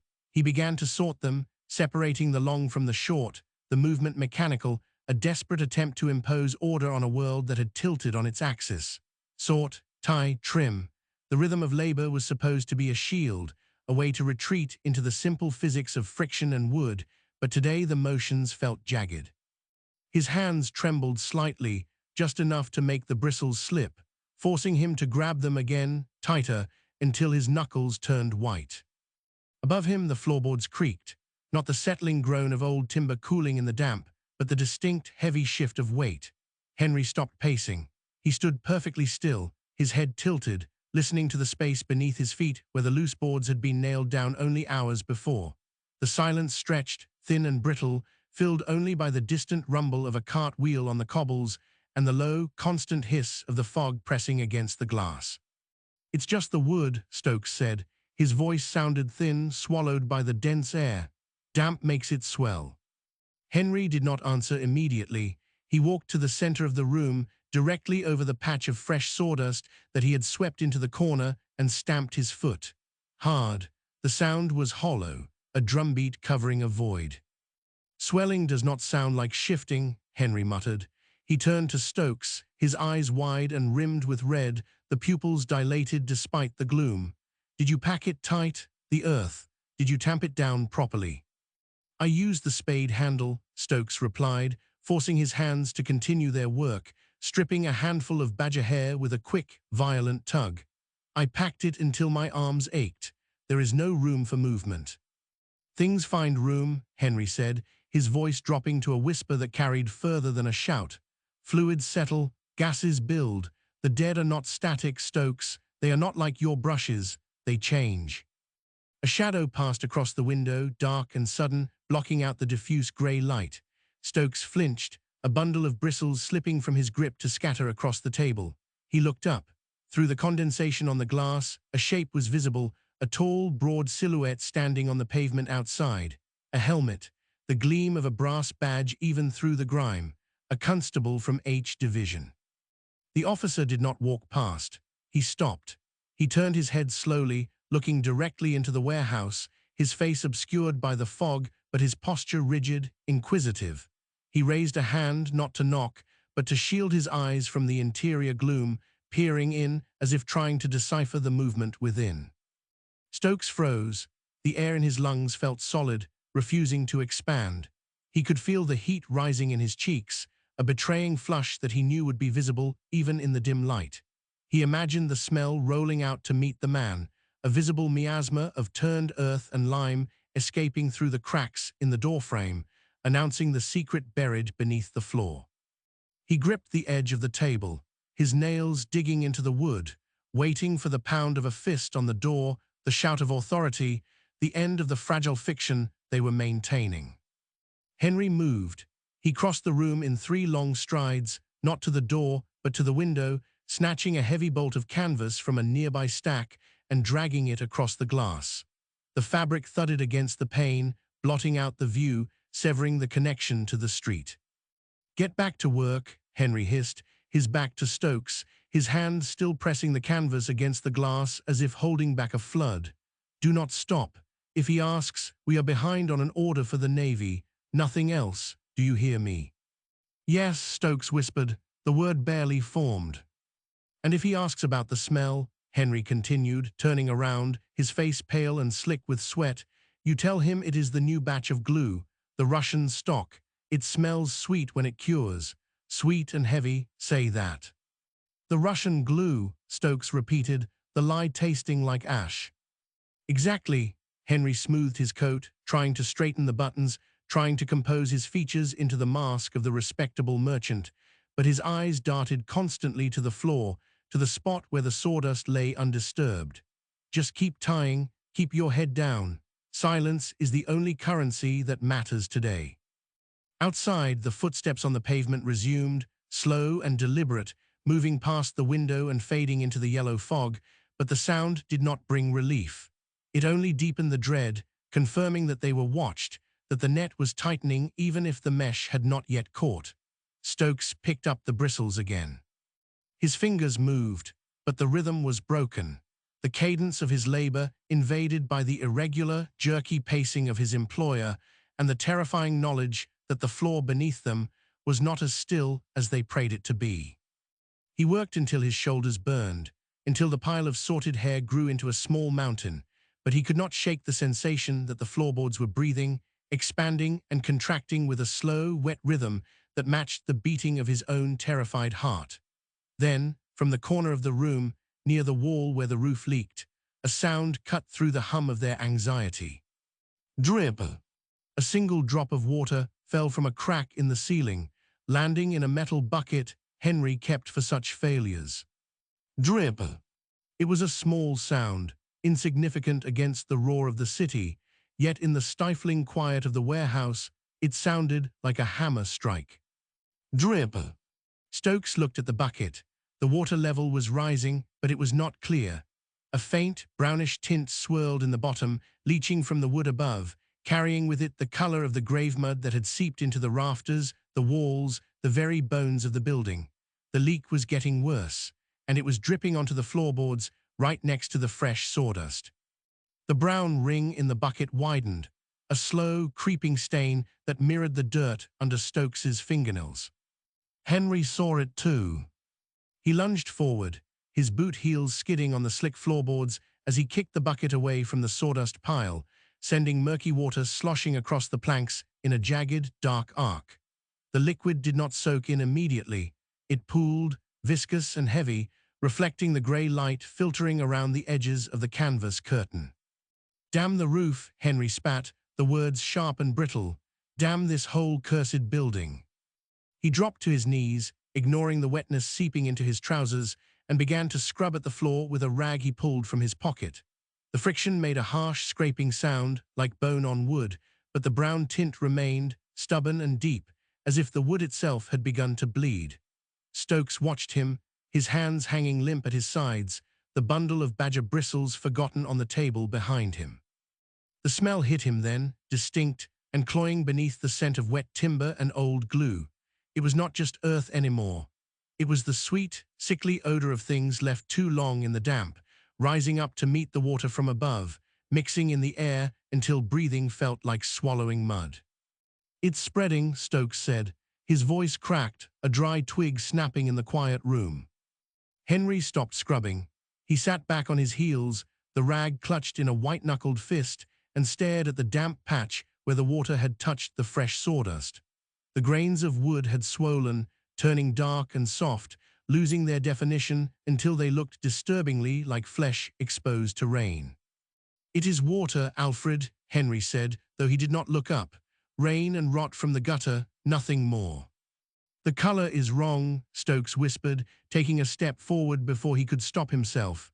"It smells like the cellar." Henry whipped his head around, his eyes wild and bloodshot, the pupils blown wide in the gloom.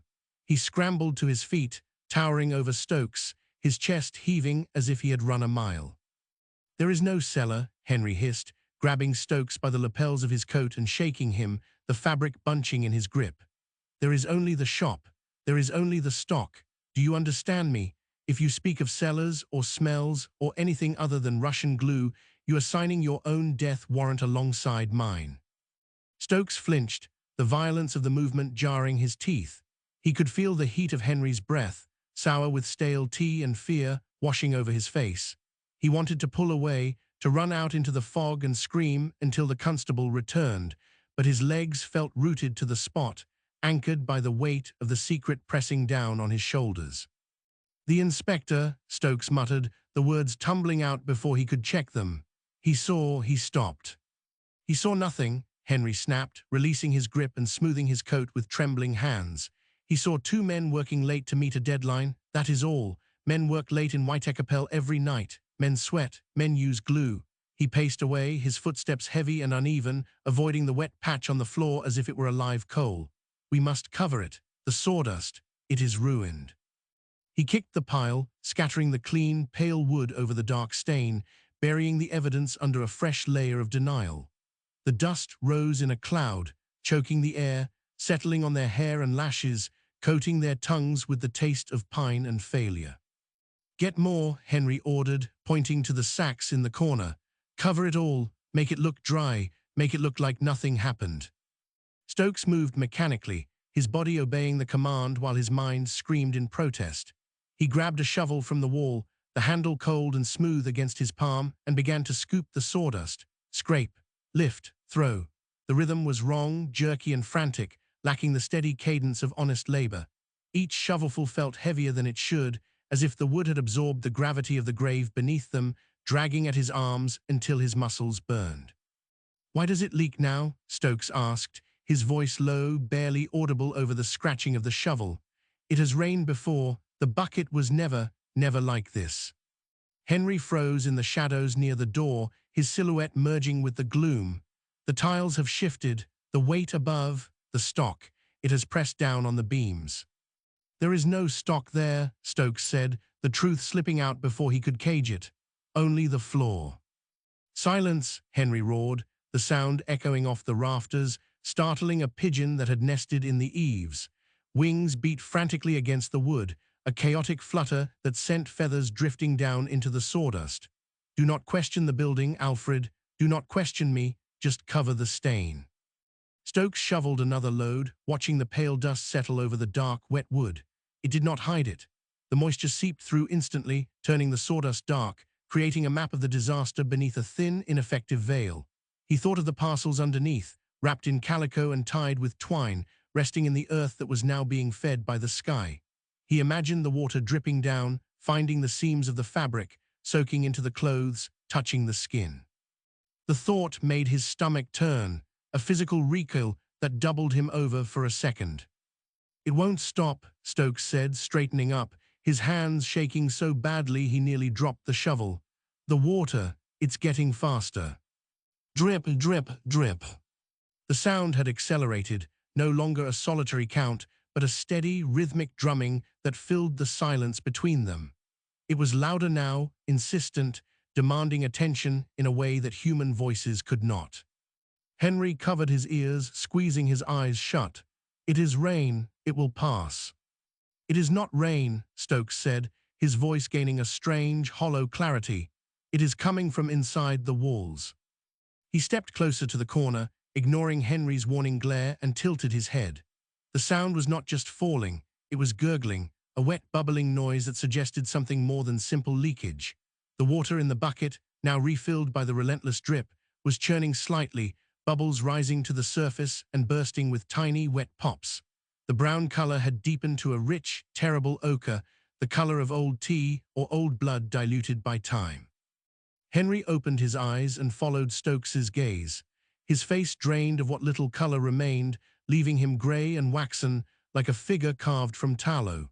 He took a step back, his heel catching on the edge of the wet patch, and he stumbled, flailing his arms to keep his balance. "Get the lime," Henry gasped, his voice trembling. "Throw lime on it, dry it out." "Lime won't stop the sky, Henry," Stokes said, the use of the first name slipping out in the heat of his terror. "And it won't stop what's rising." The gurgling grew louder, a wet sucking sound from the corner where the water met the floorboards. The sawdust there was beginning to shift, not from the water flow, but from below, as if something underneath was pushing up against the wood, testing the weakness created by the rot. A single bubble of gas broke the surface of the puddle, large and sluggish, releasing a puff of air that smelled overwhelmingly of sweet decay, a scent so potent it made Stokes's eyes water. Henry backed away until his spine hit the door, his hand fumbling for the latch. "It's the heat," he babbled, his eyes fixed on the bubbling puddle. "The glue, it reacts with the water, it ferments." "It is breathing," Stokes whispered, staring at the spot where the floor seemed to pulse in time with the dripping water. The constable's footsteps were gone, faded into the fog, but the witness remained. The house itself had turned against them, the very structure complicit in revealing the sin hidden within its bones. The drip became a stream, a thin, brown rivulet snaking out from under the sawdust, crossing the floorboards, heading straight for the door where Henry stood trapped. And then, with a sound like a tearing sheet, a crack appeared in the floorboard next to the puddle, splintering open to reveal the darkness beneath. The crack widened with a dry snap, a splinter of pine lifting like a tongue to taste the air. Henry did not move. He stood frozen against the door, his hands still clutching the latch, knuckles white as bone china, while the brown rivulet crept across the floorboards towards his boots.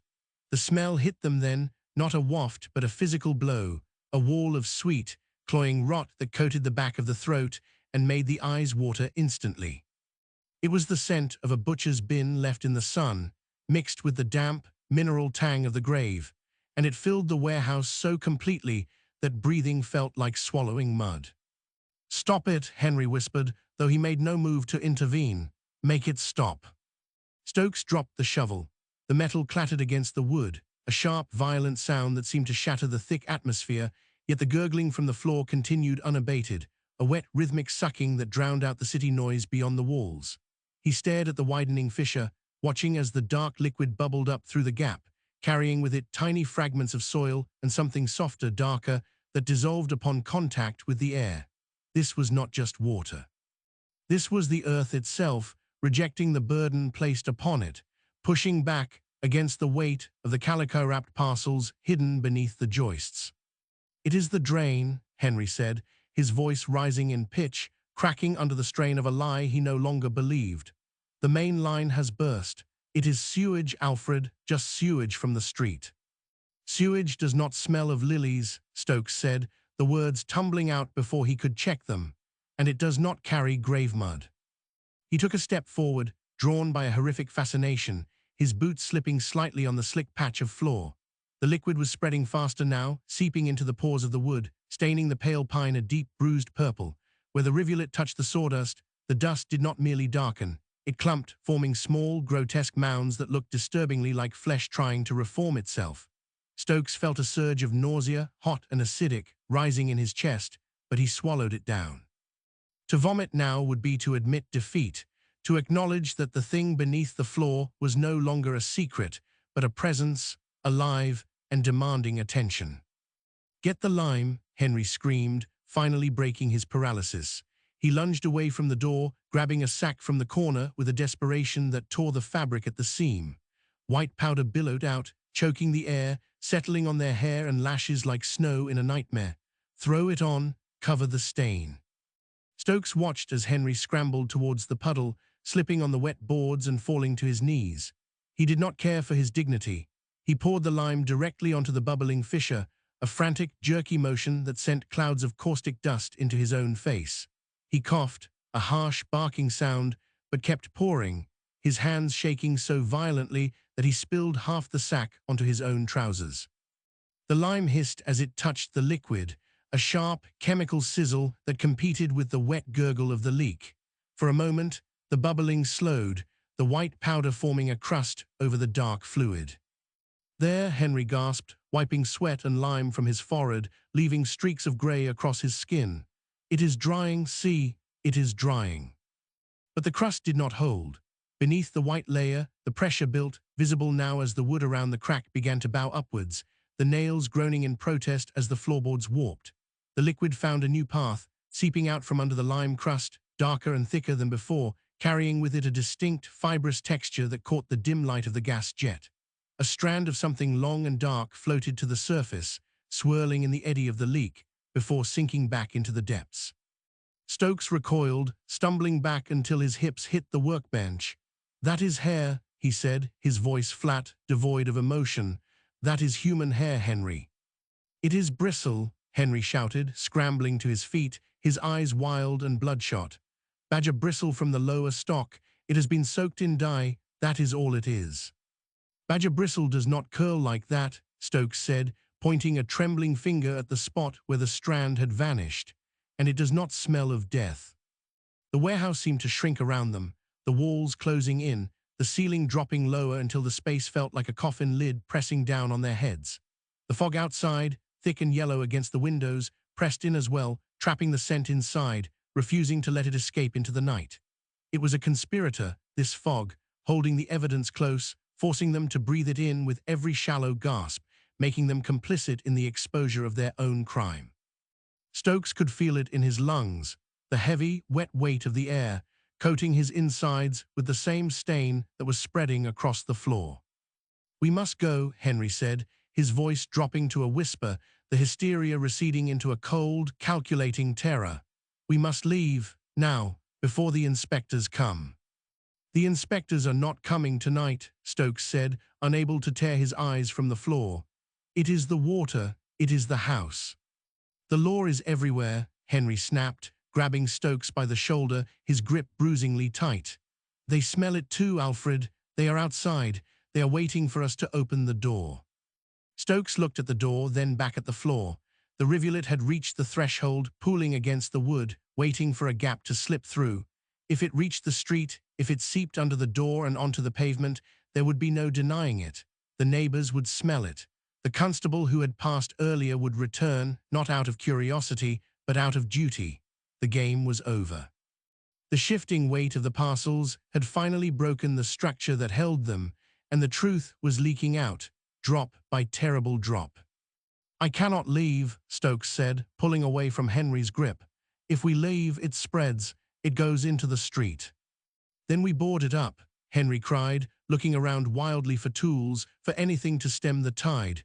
"Nails, planks, something." "Nails will not hold back the dead," Stokes said, his voice quiet, final. "They never do." The gurgling sound changed pitch, becoming a low, wet roar as the crack split further, a jagged line racing across the floorboards towards the center of the room. The floor dipped, sinking inches under the weight of the water and the earth, and the thing wrapped in calico below. The lime crust shattered, sliding into the widening abyss, and the smell intensified, a physical force that knocked Henry back a step. From the darkness of the fissure, a sound emerged, distinct and terrible amidst the chaos of the leak. It was not the rush of water or the groan of wood. It was a soft, wet shift, the sound of something heavy settling into a new position, as if the parcels beneath were rearranging themselves to fit through the broken floor. Stokes held his breath, his heart hammering against his ribs like a trapped bird, and waited for the next thing to rise. Rain hammered the slate roof, a relentless drumming that drowned the distant clatter of cart wheels on Whitecapel Road. Stokes pushed the warehouse door open and stepped into the gloom, water dripping from the brim of his hat onto the collar of his coat. He had not slept. The memory of the floor splitting open, the dark fluid welling up like blood from a wound, kept him pacing his own small room, until dawn grayed the window panes. Now he stood in the entrance hall, breathing air that tasted of wet wool and something sweeter, heavier. The smell hit him first. It hung low, clinging to the ankles of his trousers, refusing to dissipate despite the draft from the street. He moved towards the office, his boots sticking slightly to the floorboards where moisture had pooled. The rain outside was overwhelming the gutters, sending rivulets down the exterior walls that seeped through the brickwork, finding every weakness in the structure, every crack, every gap, especially the one beneath the office door. Stokes stopped. A dark stain spread across the wood of the office floor, visible even from the threshold. It was not the clear gray of rainwater. The fluid was viscous, brownish, carrying with it the unmistakable sweet stench of decomposition that had haunted his dreams all night. He gripped the doorframe, his knuckles whitening as he forced himself to look closer. The floorboards had bowed upwards around the center of the room, the nails groaning in protest where the hidden mass beneath shifted. "God help us," he whispered. The words vanished into the damp air, swallowed by the warehouse walls. He stepped inside, his feet avoiding the darkest patches of the stain, but the smell followed him. It coated the back of his throat, thick and cloying. This was not merely leakage. It was assertion. The physical reality of the corpse was forcing its way through the calico and rope, demanding acknowledgement through the very pores of the building. Stokes remembered the strand of hair floating in the fluid the night before, curling like a question mark in the dim light. Human hair. Badger bristle did not curl like that. He walked to the workbench and picked up a rag, his hands trembling slightly. The weight of the parcel beneath the floor seemed to pull at his own hips, a phantom burden that increased with every second he stood in the room. He scrubbed at the edge of the stain, the rag soaking up the brown fluid instantly, but the color remained embedded in the wood grain. A stain that would not wash. No amount of lye or pumice could remove this. It was in the timber now, in the air, in him. The rain intensified, drumming harder against the glass, masking the sound of the street outside. Stokes dropped the rag. It landed with a wet slap. "Useless," he said. The door behind him banged open. Henry rushed in, slipping on the wet floor and staggering against the wall before regaining his balance. His face was drained of color, eyes wide and darting towards the office door. He wore no hat, his hair plastered to his skull by the downpour, water running down his neck and into his collar. He saw Stokes standing by the workbench, saw the rag on the floor, and then he saw the stain spreading beneath the office door. Henry froze. "What have you done?" he asked, his voice cracking. "Nothing," Stokes said. "It is the rain. The water finds the crack." Henry pushed past him, stumbling into the office and dropping to his knees beside the stain. He touched the fluid with a trembling finger, bringing it to his nose, then recoiled as if burned. He scrambled to his feet, wiping his hand on his trousers, leaving a dark smear on the fabric. "It is leaking," Henry said, his breath coming in short, sharp gasps. "The calico has rotted. The lime is gone." "It was never enough," Stokes said. "You cannot hide earth and flesh beneath floorboards when the ground itself is wet."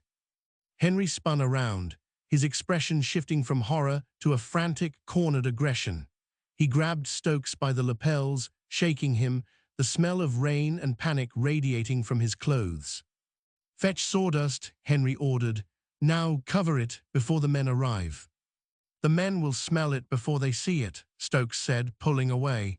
"It is in the walls, Henry. It is in the wood." "Do it," Henry shouted, the sound echoing off the slate roof. "Or do you wish to hang? Do you wish to tell the inspector why there is dead meat beneath your feet?" Stokes looked at him, seeing the desperation etched into every line of the man's face. This was not the merchant who had hired him. This was a creature driven by the fear of the gallows, willing to drag anyone down with him to avoid the drop. Stokes turned towards the storage cupboard, his legs heavy, every step feeling anchored by the dead woman's presence beneath the floor. He reached for the sack of sawdust, the rough Hessian scratching his palm. "It will not hold," Stokes said. "Just cover it," Henry snapped, pacing the office floor, avoiding the wet patches. "Thomas is coming. He will know what to do." "Thomas knows nothing," Stokes said. "He knows only what you tell him." Henry stopped pacing. He looked at the stain, then at the door, then back at Stokes. The rain hammered on, relentless, washing the city clean while the rot inside remained trapped, compressed by the fog and the walls. "Then we are ruined," Henry whispered. A knock came at the street door. Both men froze. The sound was sharp, authoritative, cutting through the drumming of the rain. Henry's head snapped towards the entrance, his mouth opening slightly, but no sound came out. Stokes held the sack of sawdust against his chest, the weight of it nothing compared to the weight of the silence that now filled the room. The knock came again, louder this time, followed by the rattle of the latch being tested. Henry backed away from the door, his hands rising slightly as if to ward off a blow. "Do not open it," Henry said. "It is already too late," Stokes replied. The latch lifted. The latch lifted with a scrape of iron against wood, admitting a gust of damp air that fought the sweet, cloying heaviness already choking the room. Thomas Wainwright stepped across the threshold, his boots leaving wet prints on the flagstones, and stopped before he had taken 3 full strides. He did not look at his brother. He did not look at Stokes.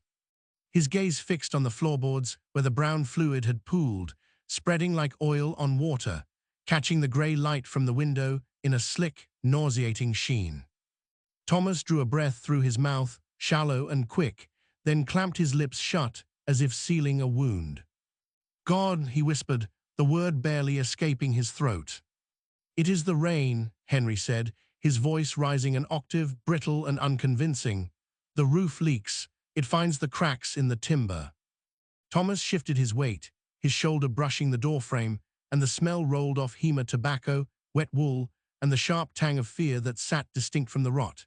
He finally lifted his eyes to meet Henry's, and whatever plea for denial had been forming in the elder brother's face died under that stare. There was no comfort there, no familial shield, only a cold, hard calculation of distance, as if Thomas were measuring how many steps he could take backward before the stench claimed him too. "The roof does not bleed, Henry," Thomas said. His voice was flat, stripped of the deference he usually offered the head of the household. "And it does not smell of a grave." Henry lunged forward, grabbing Thomas's arm, his fingers digging into the wet fabric of his coat. "Help me cover it. Stokes has the sawdust. We can pack it tight before the men come in from the yard." Thomas pulled his arm free, the movement sharp and violent, sending a spray of rainwater from his sleeve onto the stained floor. He took a step back, his heel clicking on the stone, putting space between himself and the spreading pool. "The men are already here," Thomas said. "I passed Miller by the gate." He stopped. He sniffed the air like a dog tracking a hare. Henry recoiled as if struck. His hand dropped to his side, trembling visibly now, the aggression draining out of him to leave only a hollow, shivering panic. He looked from the stain to the sack of sawdust in Stokes's arms, then back to his brother, his eyes wide and unblinking, searching for a solution that did not exist. "Miller says nothing," Henry muttered. "He is paid to bind bristles, not to pry." "He is paid to breathe," Thomas corrected. "And he has smelled this since the street corner. Do you think he is the only one? The odor hangs over the warehouse like a fog. It is in the bricks. It is in our clothes." Stokes tightened his grip on the Hessian sack. The rough fibers bit into his palms, a grounding pain against the surreal horror of the argument. He watched the two brothers, the dynamic shifted irrevocably. Henry, once the master of the floor, the man who dictated the rhythm of labor and the price of bristles, now stood slumped and pleading, his authority dissolved by the leaking fluids of a dead woman. Thomas, usually the shadow, the silent partner who followed where led, now stood rigid, his spine straight, his face a mask of grim resignation. The dissonance between them was complete, one man frantic to bury the truth deeper, the other accepting that the earth had already surrendered its dead. "We must move it," Henry said, desperation making his words tumble over one another. "Take it to the cellar, dig deeper, tonight." "There is no tonight," Thomas said. "There is only now, and now the neighbor is at the gate." Henry shook his head, a jerky, spasmodic motion. "No, no, he went to the market. I saw him leave." "I saw him return," Thomas said, "with the constable from H Division." The blood drained from Henry's face so completely he looked like a corpse himself, his skin taking on the same waxy, grey pallor as the thing rotting beneath the floor. He opened his mouth to speak, to argue, to command, but no sound emerged. The only noise in the room was the relentless drumming of the rain on the slate roof and the wet, rhythmic drip of water falling from Thomas's coat onto the flagstones. Drip, drip, drip. Each drop seemed to echo the slow seepage of the grave mud through the calico, a ticking clock measured in inches of spread. Stokes lowered the sack of sawdust. It landed with a dull thud, raising a small cloud of pale dust that mingled with the dark vapors of the room. There was no point in scattering it now. The sawdust would not drink this. It would only float on top, a pathetic garnish on a plate of ruin. He looked at his hands. They were stained with the brown fluid from the rag he had used earlier, the color embedded in the creases of his knuckles, under his nails, a stain that would not wash. He rubbed his thumb against his forefinger, feeling the grit of the earth, the slickness of the decay. It felt permanent, as if the skin itself had absorbed the guilt, turning it into a second layer of flesh that no amount of lie could strip away. "Where is he?" Henry whispered, his voice cracking again, reduced to a child's fright. "At the door," Thomas said, listening. As if on cue, a voice called out from the workshop beyond the office partition. It was not the neighbor. It was Miller, the senior brush hand, his voice rough with confusion and rising alarm. "Mr. Wainwright, sir, there is a gentleman at the gate, says he smells a dead thing." Henry flinched, his shoulders hunched up towards his ears, as if trying to hide his head within his coat. He looked at Stokes, his eyes begging for a miracle, for a trick of light or a sudden collapse of the building that would bury them all and end the interrogation before it began. Stokes offered nothing. He could not. There were no words left that could bridge the gap between what they had done and what was about to happen. The silence stretched, taut and suffocating, heavier than the parcels they had carried from Ilford. "Let him in," Thomas said. Henry spun on him, a flash of fury cutting through the fear. "Are you mad? We run, we take the train, we go to France." "And leave the body?" Thomas asked, his tone devoid of emotion. "Under the floor, for the next tenant to find, for the inspectors to catalogue." He stepped closer to Henry, his voice dropping to a harsh whisper. "You made this mess, Henry. You dug the hole. You wrapped her in calico. You cannot run from the smell." The handle of the outer door turned again, this time with a firm, decisive pressure that spoke of authority rather than hesitation. The wood groaned. The latch clicked back. Stokes took a step backward, his heel catching on the edge of the stain. He stumbled, catching himself on the workbench, his hand slipping on the wet wood. He righted himself, breathing hard, the sweet stench filling his lungs, coating his throat, tasting of copper and old earth. He watched the door open. A figure appeared in the frame, silhouetted against the grey light of the yard. Not the neighbor, a uniform, the dark blue of the Metropolitan Police, the helmet gleaming with rain, the face beneath the brim stern and unreadable. Behind him, hovering in the doorway of the workshop, stood Miller and two other labourers, their faces pale, their eyes wide, fixed on the office with a mixture of horror and morbid curiosity. They had smelled it too, they had known, and now they would witness the end. "Mr. Wainwright?" the constable asked, his voice cutting through the damp air, crisp and official. "We received a complaint regarding a noxious odor emanating from these premises." Henry stood frozen, his hands still raised slightly, as if warding off a blow that had already landed. Thomas stood beside him, motionless, his gaze fixed on the floor, accepting the weight of the silence that had finally broken. Stokes looked down at his hands again. The brown stain on his skin seemed to darken in the dim light, a mark of Cain written in grave mud. He wiped them on his trousers, but the color remained.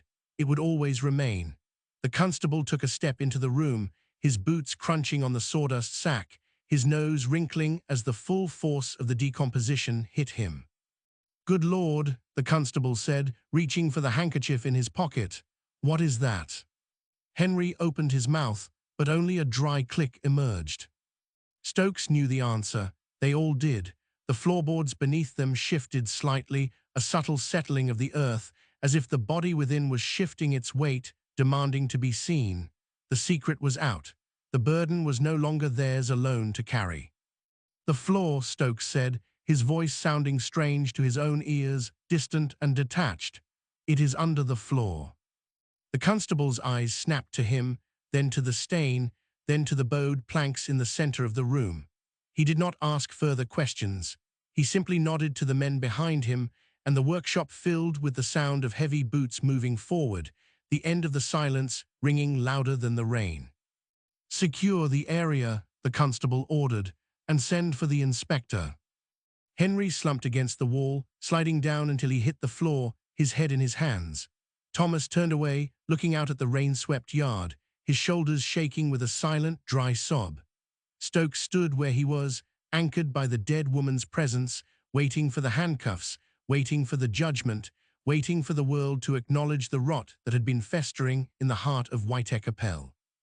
The door stood wide open now. The rain blew in, mixing with the stench, washing nothing clean. Outside in the street, the sound of more footsteps approached. Faster, heavier, the rhythm of the law marching in time with the beating of 100 guilty hearts. "It is over," Thomas said, without turning around. Stokes said nothing. He just watched the constable kneel by the stain, dipping a finger into the brown fluid and bringing it to the light. The revelation was complete. The shovel had done its work. Now came the reckoning. Thomas pushed the door open. He did not step inside. The odor struck him before the light did, a physical wall of sweet, cloying rot that slapped against the face and settled in the back of the throat. He gagged, a dry, hacking sound, and pulled a handkerchief from his pocket to press against his mouth. His eyes, wide and watery, scanned the room without landing on Henry, without landing on Stokes, fixing instead on the dark, spreading stain that wickered through the gaps in the floorboards. "Help me," Henry said. The word was not a command.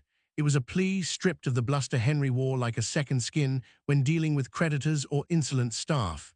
He stood over the leak, a sack of sawdust clutched in both hands, his knuckles white against the rough weave. He looked at his brother, then at the floor, then back at Thomas, his head jerking in short, bird-like movements. "Throw it," Thomas said. His voice came out muffled behind the linen. "Cover it." "I need you to hold the lamp." Henry kicked at the sack, spilling a cloud of pale dust onto the wet wood. The sawdust floated for a second, buoyant and useless, before sinking into the brown fluid, turning into a slurry that did nothing to mask the smell. "The shadows are too deep. I cannot see the extent of it." Thomas stepped back. His heel clicked on the threshold, marking the line he would not cross. He shook his head, a slow, heavy motion that dragged at the collar of his coat. "If I touch it, I hang," Thomas said. "You are already in." Henry dropped the sack.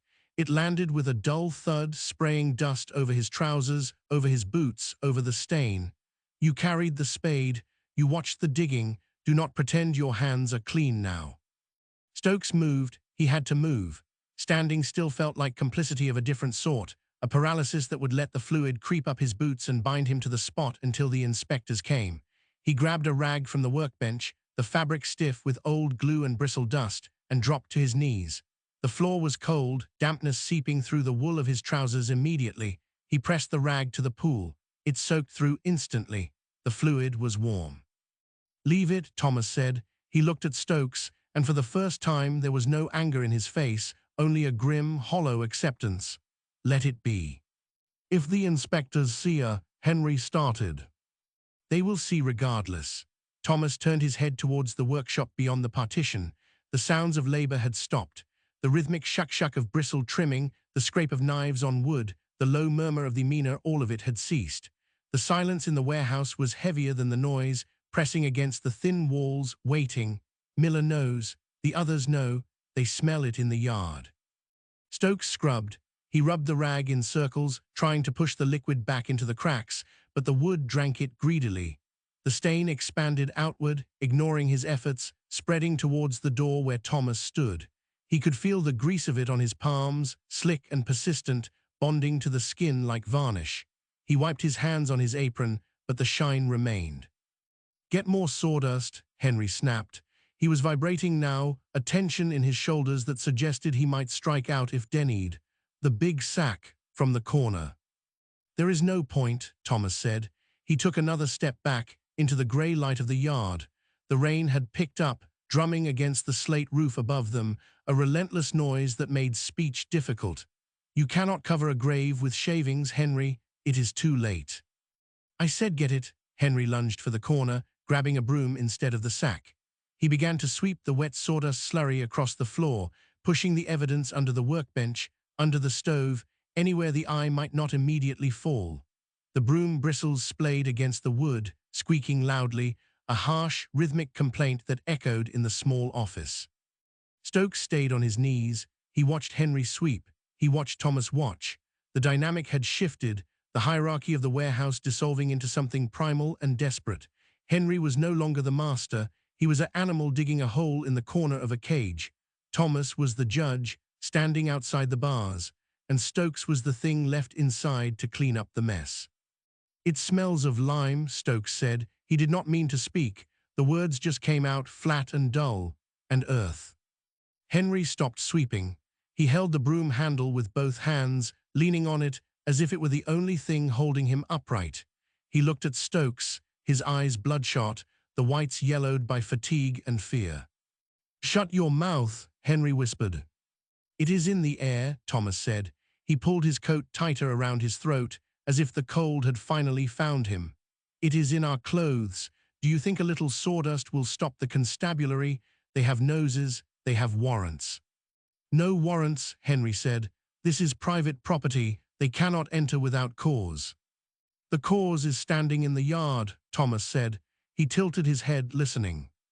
Stokes heard it too. Beneath the rain, beneath the drip of water from the eaves, there was a new sound, heavy boots on wet pavement, not the shuffling gait of a laborer returning from the pub, but the disciplined march of men who walk in step. The sound was distant at first, then closer, rhythmic and inevitable. Henry dropped the broom. It clattered against the floor, rolling slightly before coming to rest against Stokes's knee. He stared at the door, his breath coming in short, shallow gasps that fogged in the cold air. "Back door," Henry said. "Stokes, the alley." Stokes did not move. His knees ached from the hard wood. His hands were stained brown. He looked at the rag in his lap, sodden and useless. "They are already at the gate," Thomas said. He did not move to help. He did not move to run. He simply stood in the doorway, a silhouette against the grey afternoon, witnessing the end of the scheme. "You hear them." The footsteps stopped outside. Voices murmured, low and indistinct, then a knock came on the outer workshop door. Not the hesitant rap of a neighbor, but the firm, authoritative pound of the law. 3 strikes, pause, 3 strikes. Henry backed away from the door, pressing himself against the shelving unit, where rows of finished brushes stood in neat, orderly lines. The bristles faced outward, uniform and clean, untouched by the rot on the floor. "Say nothing," Henry hissed. He looked at Stokes, begging again, the master gone, only the desperate man remaining. "I did nothing. You carried them, you signed." Stokes looked at his hands. The stain was dry now, cracking as he flexed his fingers. He thought of the parcels, the shifting weight against his hip, the way the calico had felt too soft, too yielding for hair and wood. He thought of the Waybill in his pocket, the ink still wet on his signature. The handle of the outer door turned. Thomas stepped fully out into the rain. He did not offer a warning. He did not offer a farewell. He simply vanished into the grey, leaving Stokes alone with Henry and the smell. The latch clicked. The latch clicked, a sound small as a bone snapping, yet it severed the room from the world outside. Henry did not breathe. He stood pressed against the shelving, his spine curved around the neat rows of finished brushes as if trying to merge with the wood, to become nothing more than another handle in the rack, invisible and inert. The dust motes dancing in the single shaft of grey light from the high window seemed to freeze, suspended in the sudden, suffocating stillness that filled the workshop, trapping the scent of lime and wet earth so thickly that it coated the back of the throat like swallowed ash. Stokes remained on his knees, the rag heavy and cold in his lap, his eyes fixed on the door where the shadow of the visitor would soon fall, knowing with a terrible, sinking certainty that the Waybill in his pocket felt heavier than the iron safe in the corner. "Open it," Henry whispered, the words scraping out of a throat gone dry. "Stokes, open the damn door." "I am not the master here," Stokes said. His voice sounded thin, stripped of any authority he might have claimed in a life before this morning. "They will ask for you." "They will ask for the firm," Henry's hand jerked out, grabbing Stokes's shoulder, fingers digging into the wool of his coat with a desperation that bordered on violence. "You are the foreman. You signed the ledger. Tell them I am gone to the bank. Tell them I am collecting on a debt." "The constabulary do not collect debts," Stokes said. He pushed Henry's hand away, the movement slow, deliberate, as if wading through water. "And they do not come for brushes at 4 o'clock on a Tuesday."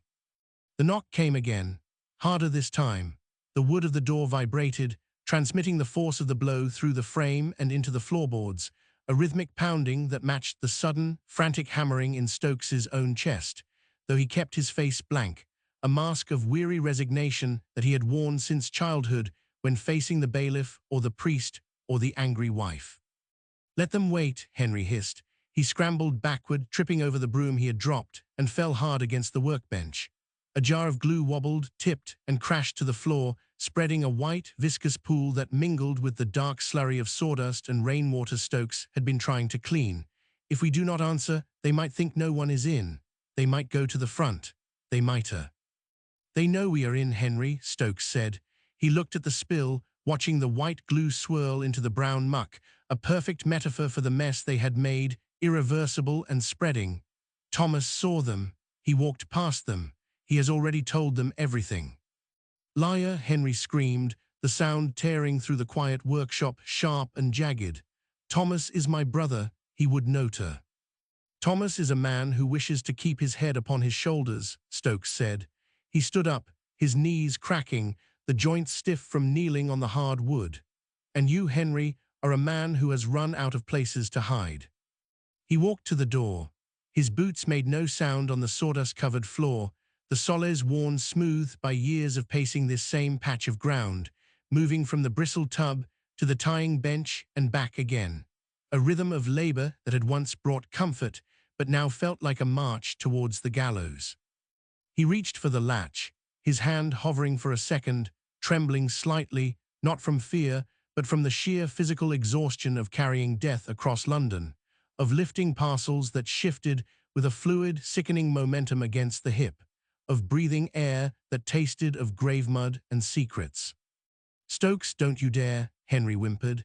He was crouching now, trying to scoop the spilled glue back into the jar with his bare hands, a futile, pathetic gesture that made Stokes look away. "If you open that door, we are finished. Do you understand? Finished. The hangman will have us both."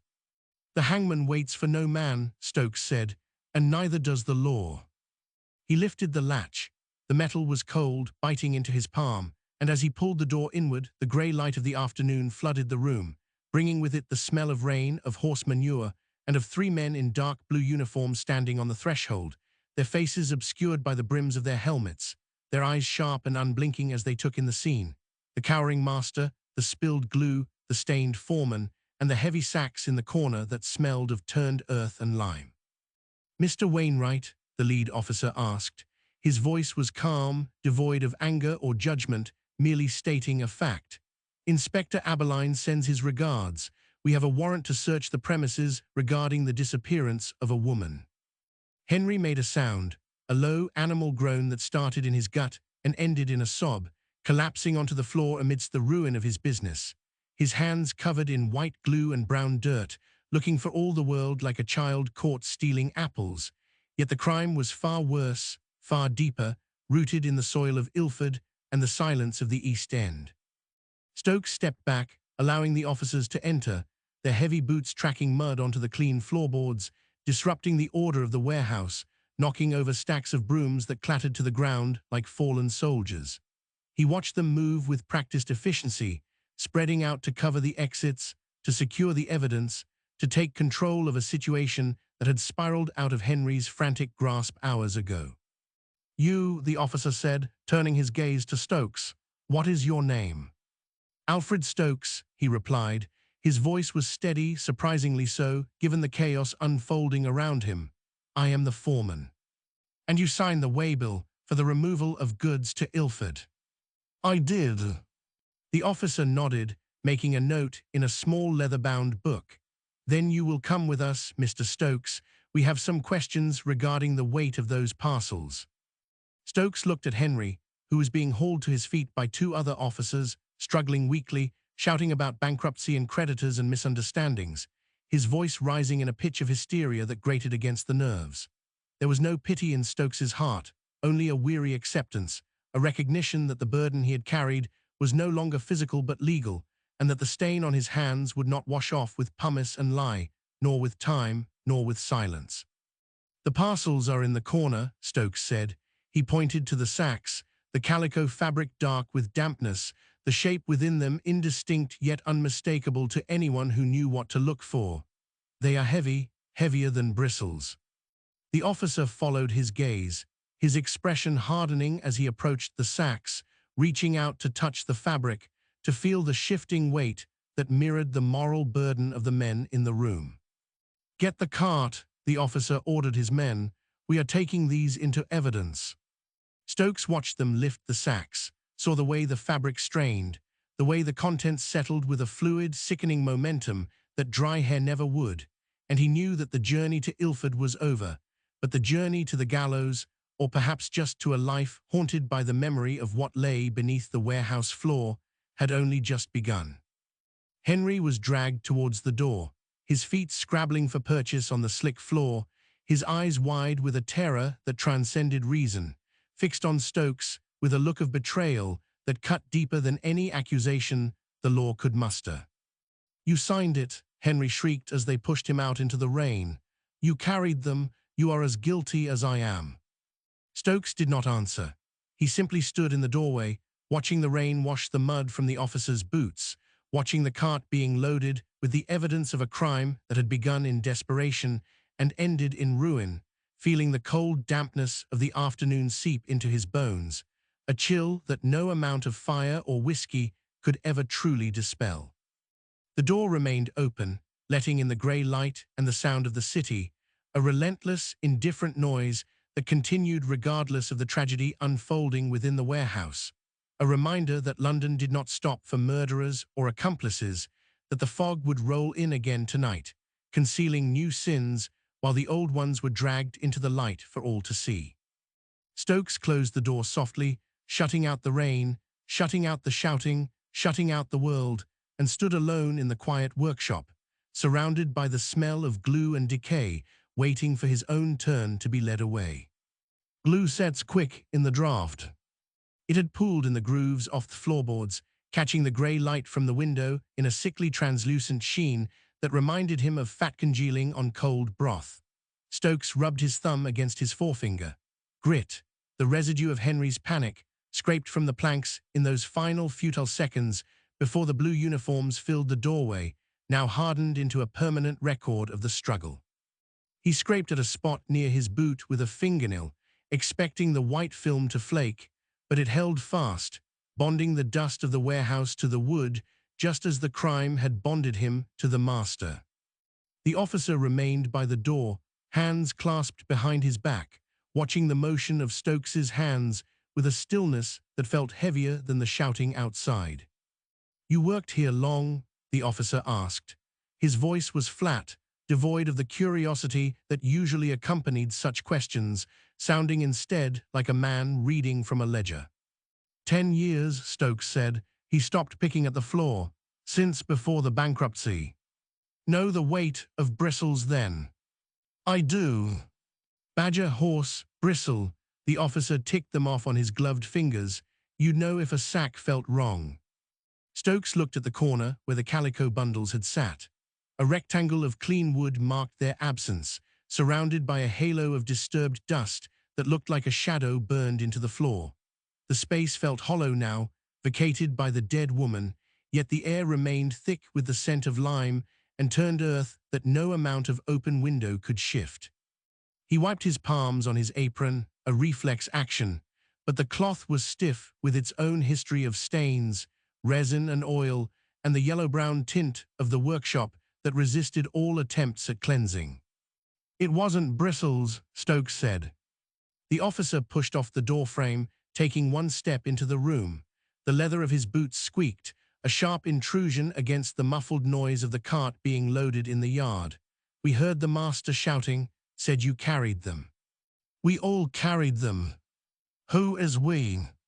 Stokes looked at his hands again. The skin around his cuticles was dark, embedded with soil from Ilford that had survived the journey back to Whiteacapelle, survived the scrubbing basin, survived the arrest. It was not just dirt, it was the grave. He flexed his fingers, feeling the stiffness in the joints, the phantom ache of the weight that had shifted with a fluid, sickening momentum against his hip during the drive to Essex. Dry hair never moved like that. Dry hair sat still. "Does it matter now?" Stokes asked. "They have the sacks." "The sacks are evidence. You are a witness." The officer paused, tilting his head slightly as if listening to the rain drumming against the glass. "Or you are an accessory, depends on what the magistrate says when he sees the waybill." "I signed it." "You did." "I thought it was stock." The lie tasted ash-dry in his mouth, clumsy and transparent, but he offered it anyway, a final desperate toss of a rope to a man who had already cut the line. "He told me it was stock, removing assets before the seizure." The officer did not blink.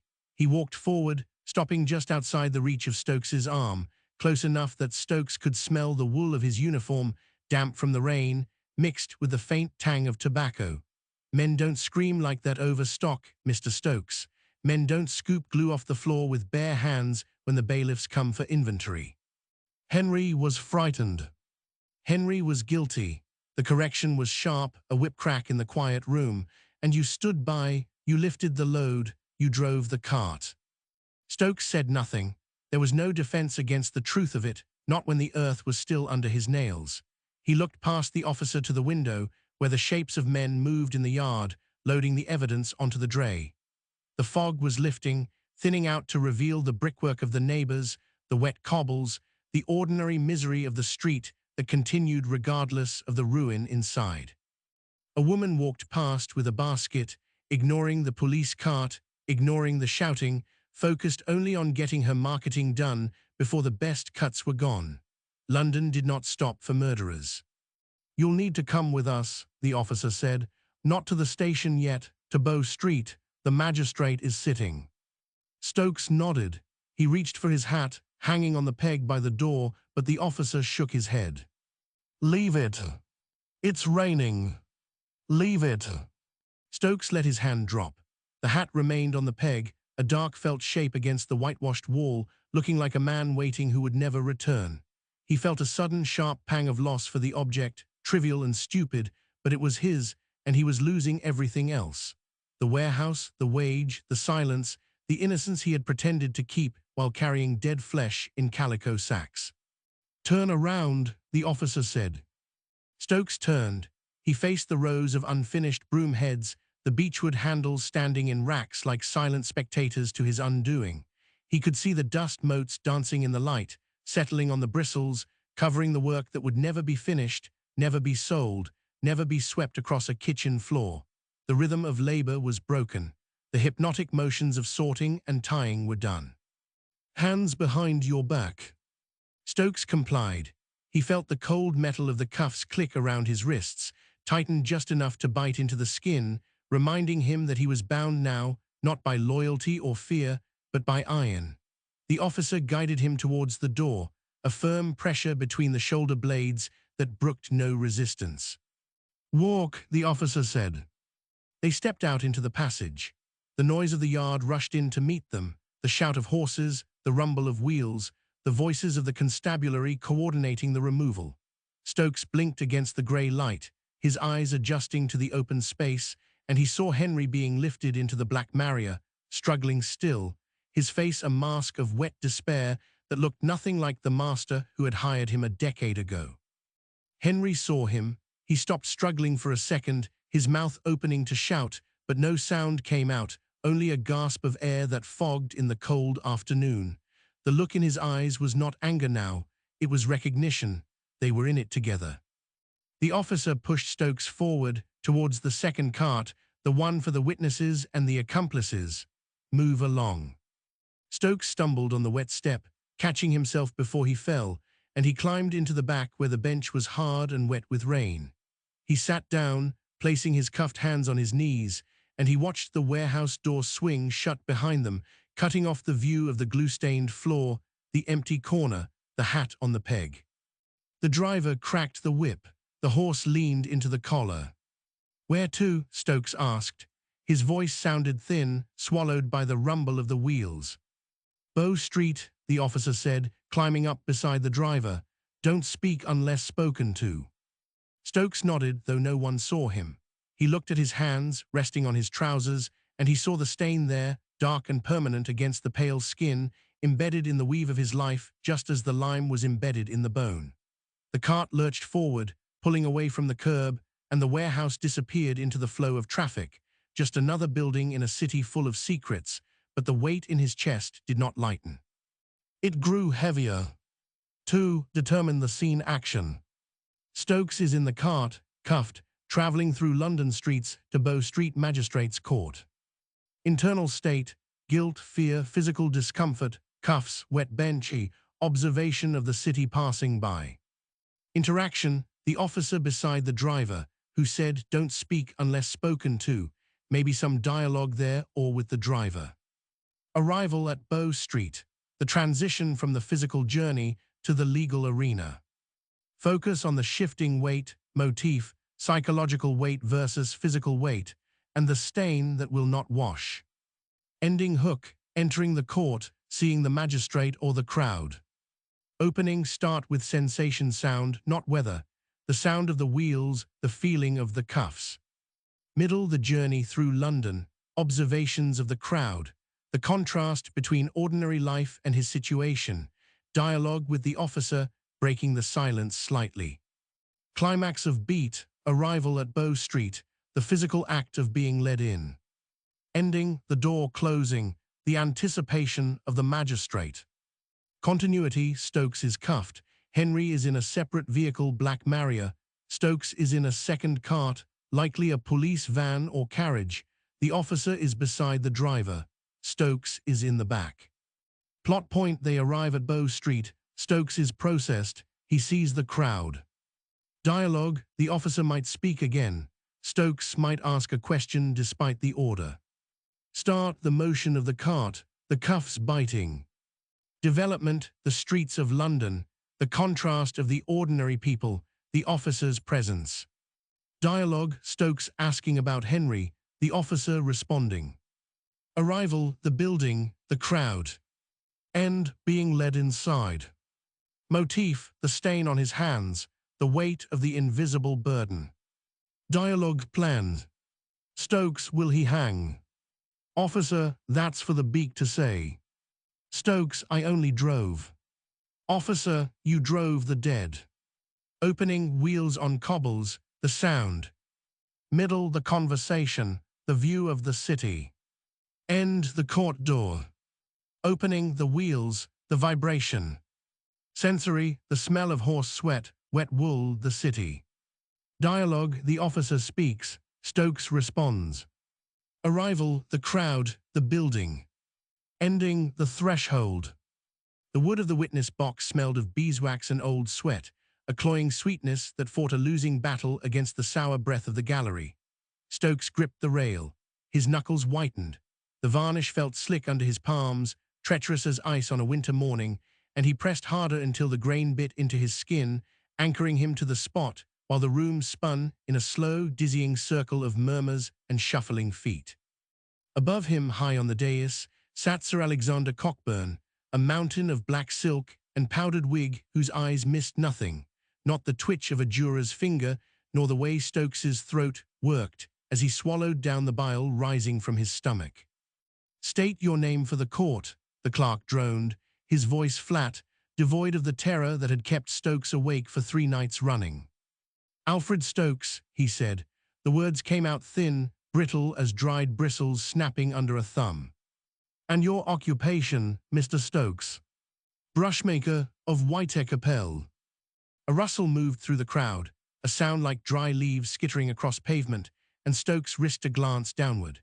Faces blurred into a single mass of pale ovals and dark hats, but he knew they were there, the neighbors, the shopkeepers, the women who bought brooms to sweep their doorsteps clean of the very dirt he now carried in his soul. They leaned forward, hungry for the spectacle, unaware that the man in the dock was not the only one stained by the mud of Ilford. "You were employed by the prisoner, Henry Wainwright."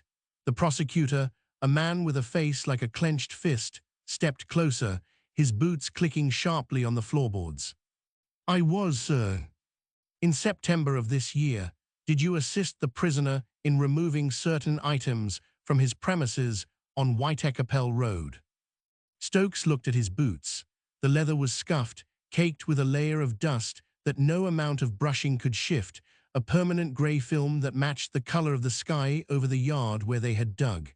"I carried parcels, sir, at Mr. Wainwright's instruction." "Parcels?" The lawyer paused, letting the word hang in the stale air. "Would you describe these parcels to the jury?" "They were wrapped in calico, tied with twine." Stokes's tongue felt thick, useless, heavy. "How heavy, Mr. Stokes? Give us a measure." "More than badger hair, more than glue pots." He shifted his weight, feeling the phantom drag of the sacks against his hip, the sickening fluid shift of contents that should not move like water. It pulled at my shoulder, made me stumble. "Did you inquire as to the nature of the contents?" "No." "Why not?" "He was my master." The answer slipped out before he could weigh it, simple and damning, "and I needed the wage." The prosecutor turned to the jury, his hands spreading wide in a gesture of theatrical disbelief. "So you carried them, blind and deaf to the signs, despite the odor." Stokes flinched. The smell hit him again, sudden and violent, cutting through the beeswax and the dust. It was the scent of turned earth, wet and cold, mixed with something sweeter, something that spoke of flesh giving up its struggle against the rot. He could taste it on the back of his tongue, coppery and rich. There was a smell, yes. "And yet you proceeded." "I did." "Did the prisoner say nothing to allay your fears?" "He said it was chemicals for the works." Stokes looked up, meeting the lawyer's gaze for a fleeting second before dropping his eyes to the floor again. "He said it was none of my concern." "And you believed him?" "I wanted to." The admission landed with a dull thud, heavier than any sack of bristles. A murmur rippled through the gallery, low and ugly, a sound of judgment passed not by the law but by the people. Stokes felt their eyes on his neck, hot and accusing. He had thought the silence of the East End would protect him, that the code of minding one's own business would shield him from this exposure. But here, under the glare of the gas jets, his silence looked less like prudence and more like complicity. He had held the rope while another man tightened the noose, and now the whole world knew it. The defense counsel rose, a thinner man with spectacles that slid down his nose, seeking to salvage what little remained of Stokes's reputation. "Mr. Stokes, were you not threatened by the prisoner? Did he not imply that your livelihood depended on your obedience?" "He spoke of bankruptcy," Stokes muttered, "of the workhouse." "So you acted out of fear for your family's survival?" "I acted to keep bread on the table." "Nothing more." Stokes hesitated. The truth sat in his chest, a hard, cold stone that refused to dissolve. He had known, deep down when the sack had lurched against his leg and the fluid had seeped through the calico to stain his trouser leg, he had known. But knowledge was a slippery thing, easy to deny when the rent was due and the children were crying. "I did not ask," he whispered. "That is all I can say." The trial ground on, a mechanical beast feeding on testimony and procedure, stripping the horror of its flesh until only the bare bones of evidence remained. Words like exhumation and disposal were tossed around the room, clinical and dry, devoid of the visceral reality of the spade biting into clay or the weight of a human limb dragging at the arm.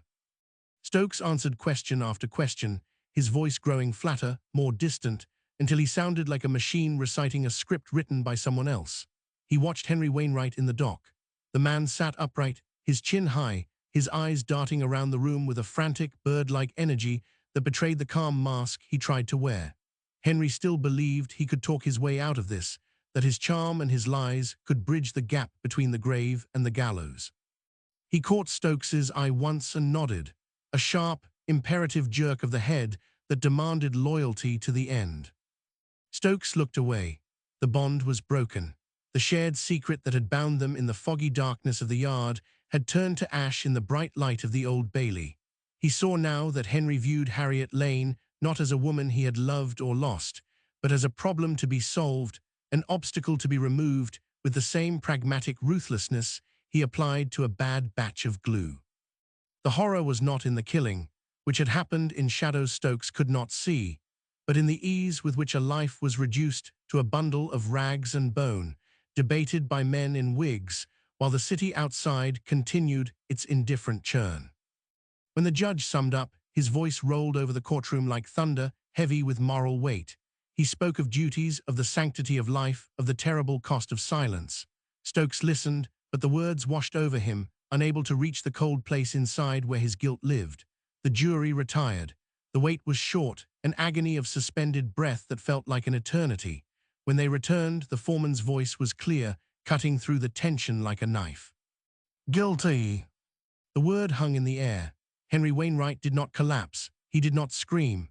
He simply stiffened, his face draining of color until he looked like a wax effigy of himself, and then he slumped slightly, the fight going out of him as the reality of the verdict settled onto his shoulders. The crowd erupted, a roar of relief and vindication that shook the dust from the rafters, but Stokes stood still, unmoving amidst the celebration. There was no triumph in his heart, only a vast, hollow exhaustion that seeped into his bones. The law had done its work. The state had tidied away the mess, labeled it, judged it, and prepared to dispose of it. But the stain remained. The smell of the earth was still in his nose, the weight of the parcels still in his muscle memory. Justice had been served, yet he felt no cleaner than he had in the warehouse.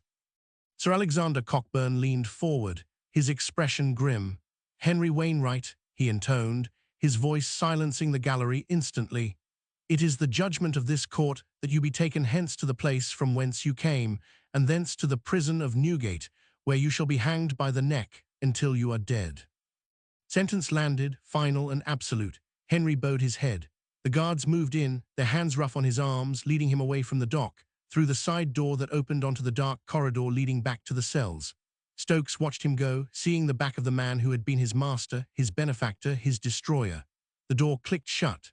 The sound was small, insignificant against the noise of the crowd beginning to disperse, but it marked the end of one chapter and the beginning of another. Stokes stepped down from the box, his legs trembling beneath him. He pushed through the throng, ignoring the calls of reporters and the curious stares of the public, needing only to get out, to breathe air that did not smell of beeswax and death. He emerged onto the street, where the fog had lifted slightly, revealing a grey, wet afternoon. The noise of London rushed to meet him, the clatter of cabs, the shout of costermongers, the endless rumble of life continuing regardless of the drama inside. He walked blindly for a moment, letting the crowd carry him along, until he stopped and turned, looking back towards the imposing facade of the court. It was over, Henry would hang, the noose would do its work, and the debt to society would be paid in full. But Stokes knew, with a certainty that chilled him more than the damp air, that his own penance was not yet complete. There was one final act remaining, a grim necessity that pulled at him with the same irresistible force as the weight of the parcels. He had to be there. He had to see it finish. He turned his collar up against the wind and began to walk towards Newgate, his feet moving of their own accord, drawn to the place where the rope waited. The voice cut through the murmur, sharp as a file on bone. "Look at me, if you please." Stokes lifted his head. The prosecution counsel stood before the box, a tall man with ink-stained fingers and a wig that sat too low on his brow. Outside, the afternoon light was failing, turning the high windows of the central court into grey mirrors that reflected the candle glow within. The air inside tasted of wool damp from rain, of old paper, and of the collective sweat of 200 souls packed into the gallery. It was a heavy, stale heat that clung to the back of the throat. "You have told this court you carried the parcels from the warehouse to the cart," the lawyer said, pacing the worn boards. "You have told us you lifted them into the trap. Is that correct?" "Yes," Stokes's own voice sounded thin, stripped of the roughness that usually lived there. "It belonged to someone else, someone standing far away in the corner of the room." "And the weight?" The lawyer stopped, turning fully to face him. "Did you remark upon the weight?" "It was heavy." "Heavy enough to be unusual, heavy enough for a man of your trade, accustomed to sacks of badger and horsehair, to notice a difference." Stokes shifted on the hard wooden seat. His hands rested on the rail, palms down. He could still feel the give of the calico under his fingers, the way the fabric had strained against the twine. Not the solid, packed resistance of bristles, but a fluid, shifting mass that slid against the hip with every step, rolling like water inside a skin. "I noticed," Stokes said. "What did you think it was, Mr. Stokes? When the sack slipped from your grip and struck the ground with a wet thud, when the fluid leaked onto the cobblestone, what did you tell yourself was inside?" The defense counsel rose, a flutter of black silk. "My learned friend is asking the witness to speculate." "I am asking what the man believed at the time," the prosecutor snapped, not looking away from Stokes. "Fear is a powerful educator, is it not? It teaches us to recognize the shape of things in the dark." Silence stretched, tight as a drum skin. Stokes looked past the lawyer, past the judge's bench where Sir Alexander Cockburn sat immovable in his red robes, and found the crowd. They were leaning forward, faces pale in the gaslight, eyes wide and hungry. He saw a woman in a bonnet near the front, her mouth slightly open, and a man beside her gripping the rail until his knuckles showed white. They were not looking at Henry Wainwright in the dock. They were looking at him. "I thought," Stokes began, then stopped. The words felt like stones in his mouth. "I thought it was best not to know." "But you knew enough to be afraid." The prosecutor stepped closer, invading the space of the box. "You knew enough to smell the earth, to see the stain that would not wash out. You knew enough to tremble when you tied the knot. Did you not, Mr. Stokes?" "Yes, sir." A murmur rippled through the gallery, a sound like wind moving through dry grass. It was not a sound of anger, but of confirmation. They had come to see a monster, and instead they found a man who had looked away. "You knew," the lawyer repeated, soft now, letting the word hang in the smog-thick air. "And yet you carried it. You loaded the cart. You rode to Ilford. You held the spade." "I was paid," Stokes whispered. The admission slipped out before he could catch it, small and pathetic. "I needed the wage." "We all need the wage, Mr. Stokes. That is the condition of our lives, but not all of us carry our neighbors to the grave to earn it." The prosecutor turned his back, dismissing him with the gesture. "No further questions." Stokes sat frozen. The wood of the box felt cold now, leaching the warmth from his legs. He had expected relief, a clearing of the air now that the truth was out, but the weight had not lifted. It had only changed shape. In the warehouse, the burden had been physical, a strain on the lower back and the shoulders. Here, in the bright, unforgiving light of the law, it was something else entirely. It was the knowledge that he had been seen. That his silence had been weighed and measured and found wanting, not by the judge, but by the people who shared his street, his chapel, his air. He glanced towards the dock. Henry Wainwright sat perfectly still. The verdict of guilty had not broken him, it seemed to have calcified him. He stared straight ahead, his jaw set, his eyes fixed on some point beyond the walls of the court, beyond the city itself.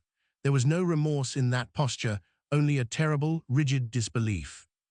Henry still believed, somewhere deep in the twisted logic of his desperation, that this was a misunderstanding, a temporary setback that his charm or his cunning could yet undo.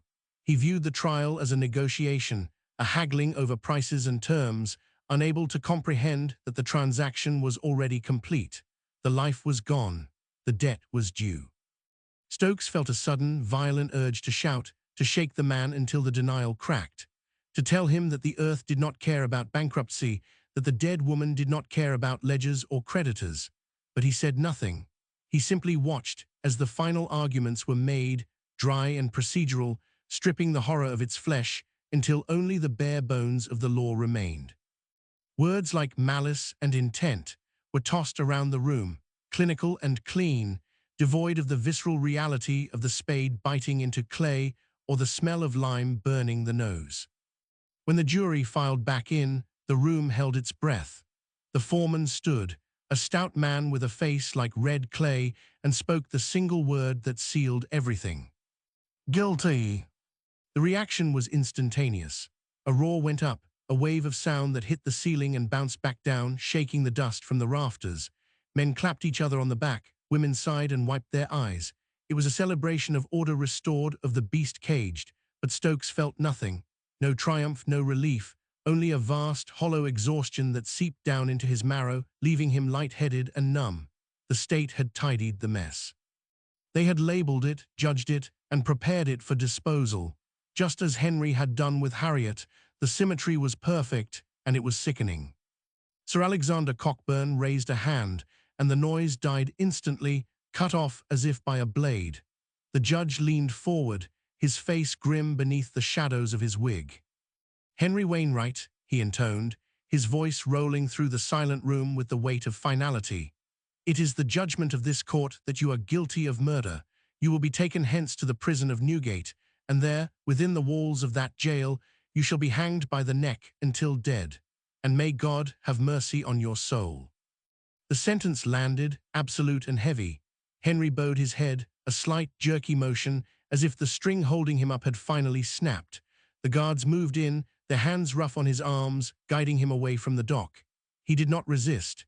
He walked stiffly, like a man sleepwalking, through the side door that opened onto the dark corridor leading back to the cells. Stokes watched him go. He saw the back of the coat he had once mended, the sway of the shoulders that had once commanded the warehouse floor. The door clicked shut. The sound was small, insignificant against the beginning of the crowd's dispersal, but it marked the end of one world and the beginning of another. It was done, the law had spoken, the rope waited. Stokes stepped down from the box, his legs trembling so violently he nearly stumbled. He pushed through the throng, ignoring the calls of reporters shouting for a statement, the curious stares of those who recognized him as the accomplice, the brushmaker who carried the dead. He needed air. He needed to get out of this room that smelled of beeswax and death. He emerged onto the street. The fog had lifted slightly, revealing a grey, wet afternoon where the cobblestones shone with rain. The noise of London rushed to meet him, the clatter of hansom cabs, the shout of costermongers pushing their carts, the endless, indifferent rumble of life continuing regardless of the drama inside. He walked blindly for a moment, letting the crowd carry him along the pavement, until he stopped and turned, looking back towards the imposing stone facade of the Old Bailey. It was over. Henry would hang. The debt to society would be paid in full. But Stokes knew, with a certainty that chilled him more than the damp wind, that his own penance was not yet complete. The verdict had cleared him of murder, but it had not washed the stain from his hands. The weight of the parcels was still in his muscles, the smell of the turned earth still in his nose. There was one final act remaining, a grim necessity that pulled at him with the same irresistible force as the gravity of the grave. He had to be there. He had to see the rope do its work. He had to witness the end of the man who had made him a party to the sin. He turned his collar up against the wind and began to walk, his feet moving of their own accord, drawing him east towards Newgate, towards the scaffold, towards the place where the silence would finally be broken by the drop of the trap. The walk to Newgate did not feel like a journey of miles, but a slow descent into a cellar where the air had long ago turned stale. Stokes kept his head down, letting the current of the street carry him past the butcher shops and chandleries, past the women scrubbing doorsteps with grey water that splashed onto the flags. He smelled nothing but coal smoke and wet wool, yet the phantom reek of lime and turned earth clawed at the back of his throat, a taste that no amount of swallowing could dislodge. It was there, embedded in the roof of his mouth, just as the memory of the calico's texture was embedded in the palms of his hands.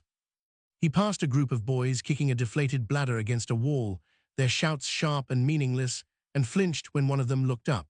The boy's eyes were wide, curious, tracking the man who walked with such rigid, unnatural purpose. Stokes quickened his pace, his boots striking the pavement with a hollow clatter that seemed too loud in the grey afternoon. He wanted to run, to sprint until his lungs burned, and the image of Henry's bowed head dissolved into the fog, but his legs refused the command.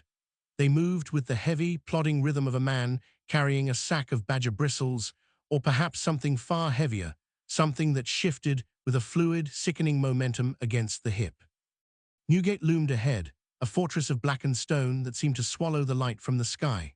The crowd was already gathering, a dark, undulating mass of humanity pressing against the railings, jostling for a view of the scaffold erected in the yard. 200 souls, maybe more, all drawn by the same grim curiosity that had pulled Stokes from the safety of the street. They stood shoulder to shoulder, breath pluming in the chill air, waiting for the state to perform its final, brutal arithmetic. Stokes found a gap near the front, squeezing between a burly docker and a woman clutching a shawl tight around her shoulders. He did not speak. He simply stood, his hands clasped behind his back to hide the trembling that had taken root in his fingers. The wood of the gallows platform looked fresh, pale, and unblemished against the soot-stained walls of the prison, a stark contrast to the rotting timber of the warehouse where this nightmare had begun. "Reckon he'll beg," the docker muttered, nudging his neighbor with an elbow. "Some do, screaming for mercy till the drop takes 'em." "Not him," the neighbor replied, spitting a stream of tobacco juice onto the stones. "Wainwright, he's got too much pride for that, thinks he's still the master of the situation." "He murdered her," the woman in the shawl whispered, her voice cutting through the low murmur of the crowd. "Cut her up like a joint of beef. He deserves every second of it." Stokes closed his eyes. The words landed like blows, each one striking a nerve that had been raw since September. Cut her up. The phrase was so clean, so devoid of the visceral horror of the spade biting into clay, of the wet sound of flesh separating from bone. They spoke of Harriet Lane as if she were a story, a cautionary tale printed in the penny dreadfuls, not a woman who had laughed in the warehouse, who had argued over wages, who had breathed the same dust-choked air as them all. The gate groaned open. A hush fell over the crowd, sudden and absolute, as if a hand had clamped over the mouth of the city.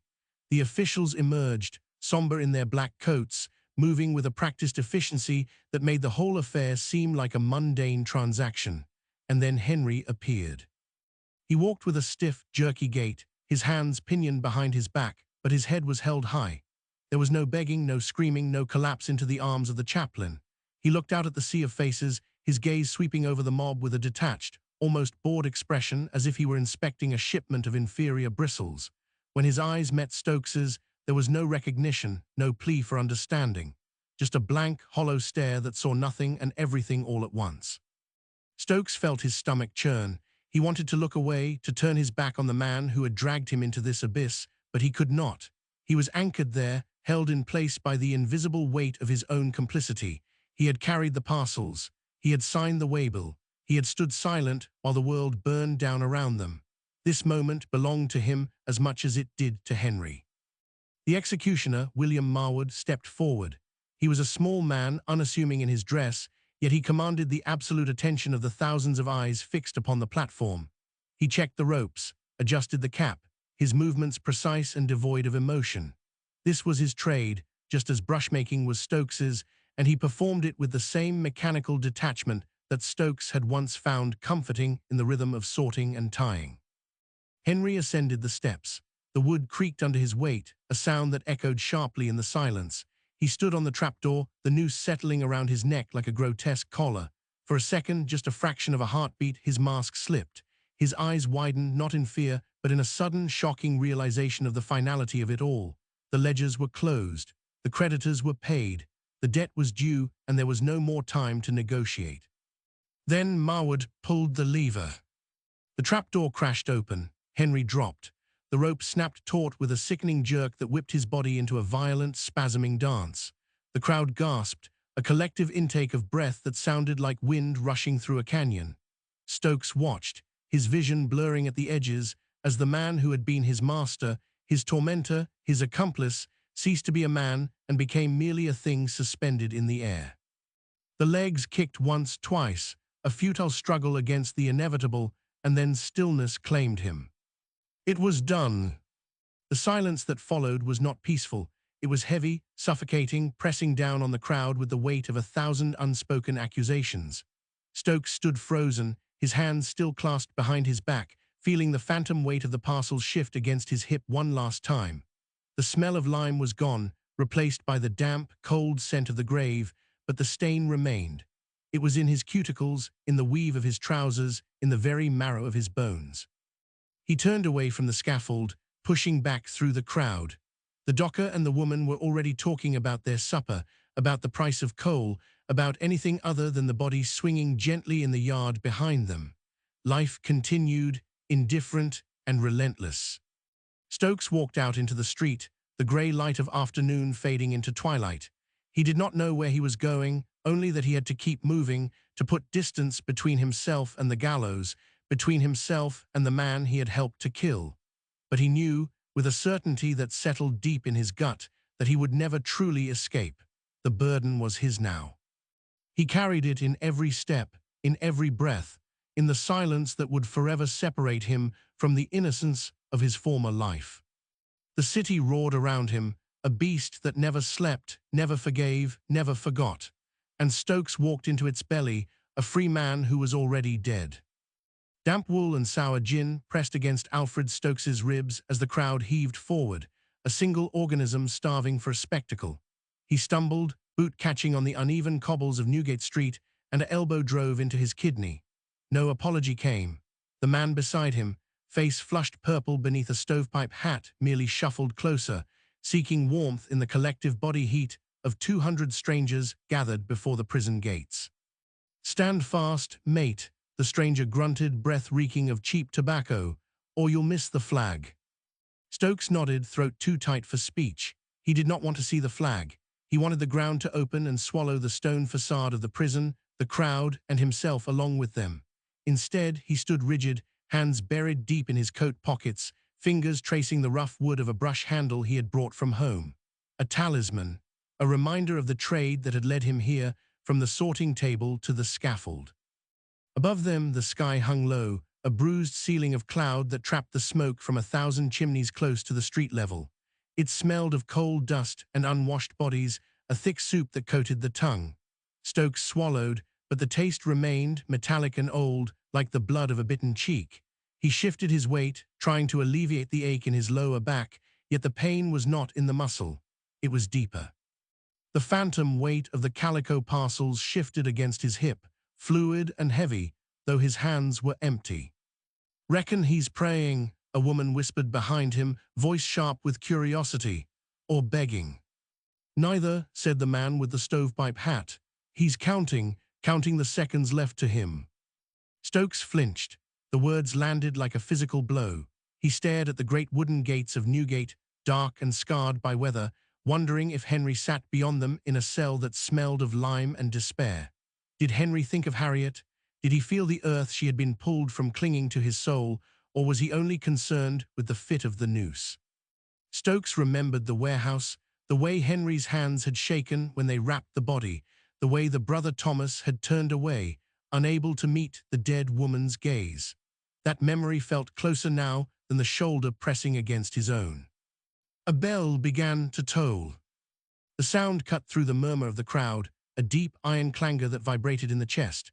One stroke, two. The crowd hushed, heads tilting upward towards the roof of the gatehouse where the signal would appear. Stokes held his breath, lungs burning, waiting for the black flag that would confirm the deed was done. He did not need to see the body drop to know the mechanics of it. He knew the weight of a man. He knew the snap of timber. He knew the sudden, violent stillness that followed the struggle. "There," someone hissed. A dark shape unfurled above the gate. The flag dropped.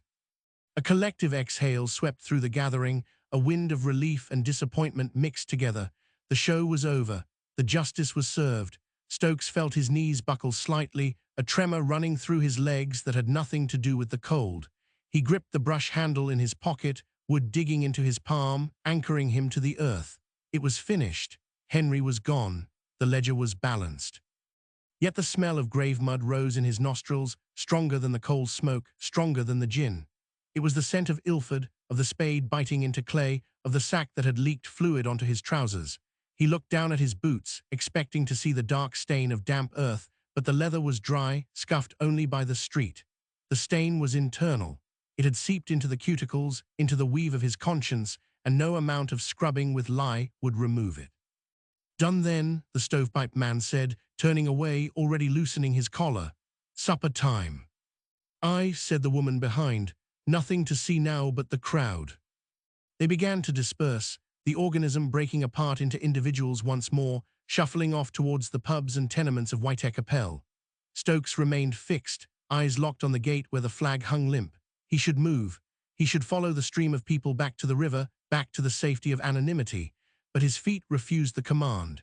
He was bound to this spot by the invisible rope that had just tightened around Henry's neck, a knot tied by his own silence. He remembered the Waybill. His signature sat on the paper alongside Henry's, a permanent record of complicity that no execution could erase. The law had taken the master, but the man who carried the parcels walked free. It was a mercy, he knew, yet it felt like a longer sentence. To live with the knowledge of what lay beneath the warehouse floor, to wake each morning knowing he had helped bury a woman like she was so much waste material. A constable moved along the edge of the thinning crowd, baton tapping against his leg. "Move along now, nothing more to see." Stokes blinked, the officer's voice cutting through the fog in his head. He pulled his hand from his pocket, leaving the brush behind, and turned away from the gate. The street opened before him, grey and indifferent, the city already swallowing the event into its daily rhythm. Carts rattled over the stones. A newsboy shouted the headline, voice cracking with the effort. "Wainwright hanged." The words floated away on the damp air, joining the smoke. Stokes pulled his collar up against the chill, stepping into the flow of pedestrians. He did not look back. There was no point. The dead were buried, and the living had work to do. But as he walked, the weight on his hip returned, shifting with every step, a fluid, sickening momentum that dry hair never would. He adjusted his stride, compensating for the burden that only he could feel, and merged into the throng, a ghost walking among the living. The crowd thinned like water draining from a basin, leaving behind only the wet cobblestones and the smell of stale tobacco. Stokes stood apart, a stone in the stream of departing spectators. They moved with a brisk, satisfied gait, their bellies full of the spectacle, their moral accounts balanced by the sight of the rope doing its work. He could not move. His boots felt fused to the pavement, rooted by the knowledge that the ground beneath him had just swallowed a man who, only weeks prior, had commanded him to carry a dead woman across London. "Best be off," a voice muttered near his elbow. A costermonger, pushing a barrow of bruised apples, nudged Stokes's shoulder with the wooden shaft. Nothing left but the wood and the shadows. Stokes stepped aside, the movement stiff, mechanical. "Aye."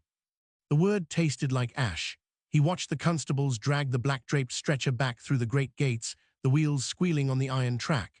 Henry was on that board, the man who had signed the lease on the Whitecapel warehouse, the man who had argued over the price of badger bristles until his face turned purple, was now merely cargo. The state had processed him. The ledger was closed. Yet, as the gates groaned shut, sealing the prison yard once more, Stokes felt no release. The tension in his shoulders did not snap. It tightened, winding itself around his spine like the wire he used to bind brush stalks. He reached into his coat pocket. His fingers found the object there, small and hard against the lining. A finished brush, one he had trimmed himself 3 days before the arrest. The handle was beech, smooth from handling, the bristles a mix of grey and white, tied tight with twine. He pulled it out, holding it up to the grey light. It looked innocent. It was a tool of trade, a thing of utility. But as he ran his thumb over the knot of bristles, he did not feel the coarse hair. He felt the shift. It was a phantom sensation, vivid and sickening. The brush in his hand seemed to swell, to gain a fluid, slumping weight that dragged at his wrist. It mimicked the parcel from Ilford, the calico sack that had leaked dark fluid onto his cuff, the sack that had moved against his hip with the loose, bone-heavy momentum of a body not yet stiffened by the grave. He gripped the handle harder, knuckles whitening, trying to force the object to be just wood and hair. It refused. The weight increased, pulling his arm down, a physical manifestation of the signature he had placed on the Waybill. "You dropped something." Stokes jerked. The brush clattered to the stones. He looked up to see a young woman, her face pinched by the cold, watching him with wary eyes. She held a basket of linens, her hands red from the washtub. "No," Stokes said, bending to retrieve the brush. His movements were clumsy, hurried, just checking the quality. "Quality's fine," she said, not moving on. "You look like you've seen a ghost, master, or made one." The words hung in the damp air between them. Stokes straightened, brushing a speck of mud from the bristles. He could tell her. He could open his mouth and let the truth spill out, tell her about the spade, the lime, the brother who had turned his back while the earth was shoveled back into the hole. The urge rose in his throat, hot and desperate, but the code of the East End clamped down, invisible and suffocating. Silence was the currency here. To speak was to bankrupt yourself, to invite the wrath of those who preferred their monsters hanged and forgotten rather than discussed over tea. "Just the cold," Stokes lied. His voice sounded thin, brittle, "gets into the bones." "Aye," the woman said, her eyes narrowing slightly before she turned away. "And into the soul, if you're not careful." She merged into the dispersing throng, disappearing behind a man in a frock coat who was lighting a cigar. Stokes watched her go, the lie tasting sour on his tongue. He slipped the brush back into his pocket, the weight immediately returning, anchoring his side. He would not speak of it, not to the neighbors in Lambeth, not to the landlord, not even to his own children if he ever found the courage to face them again. The secret was a second skin, peeled raw and exposed to the air, sensitive to every brush of wind. A figure emerged from the shadow of the gatehouse, walking with a hurried, hunched stride.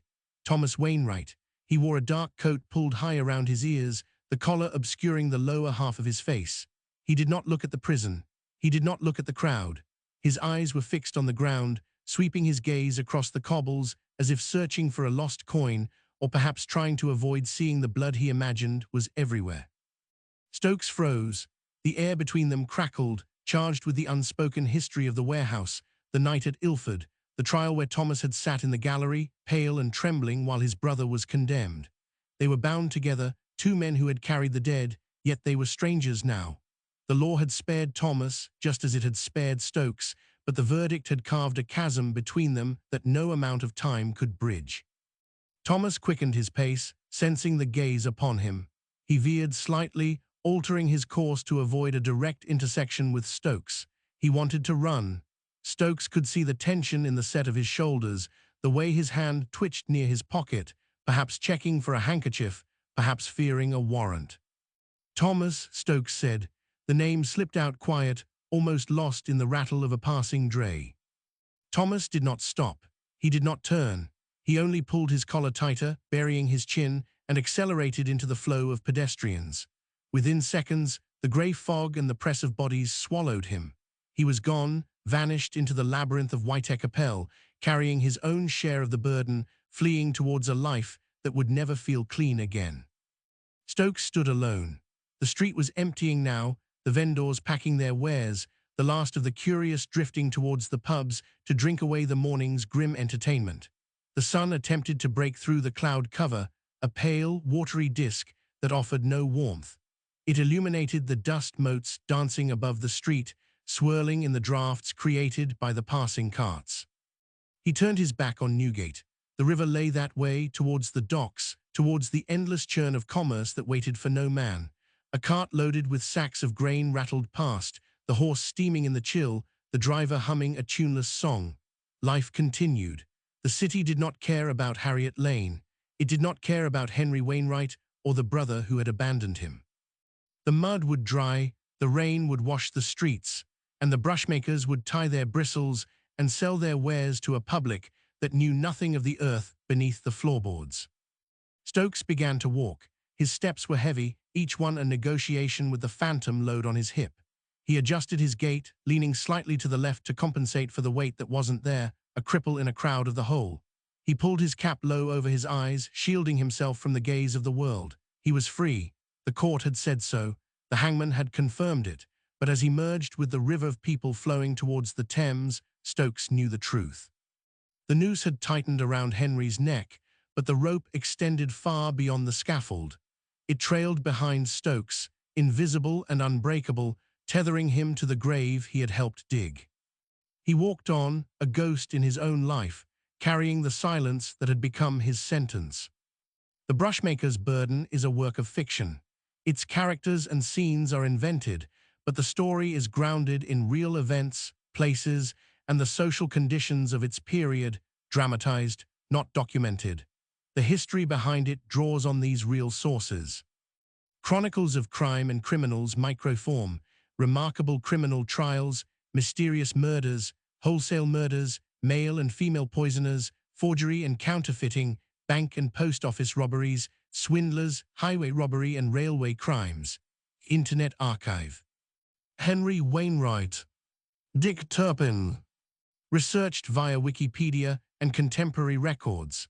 Liberties taken with the timeline or with real persons are the author's own.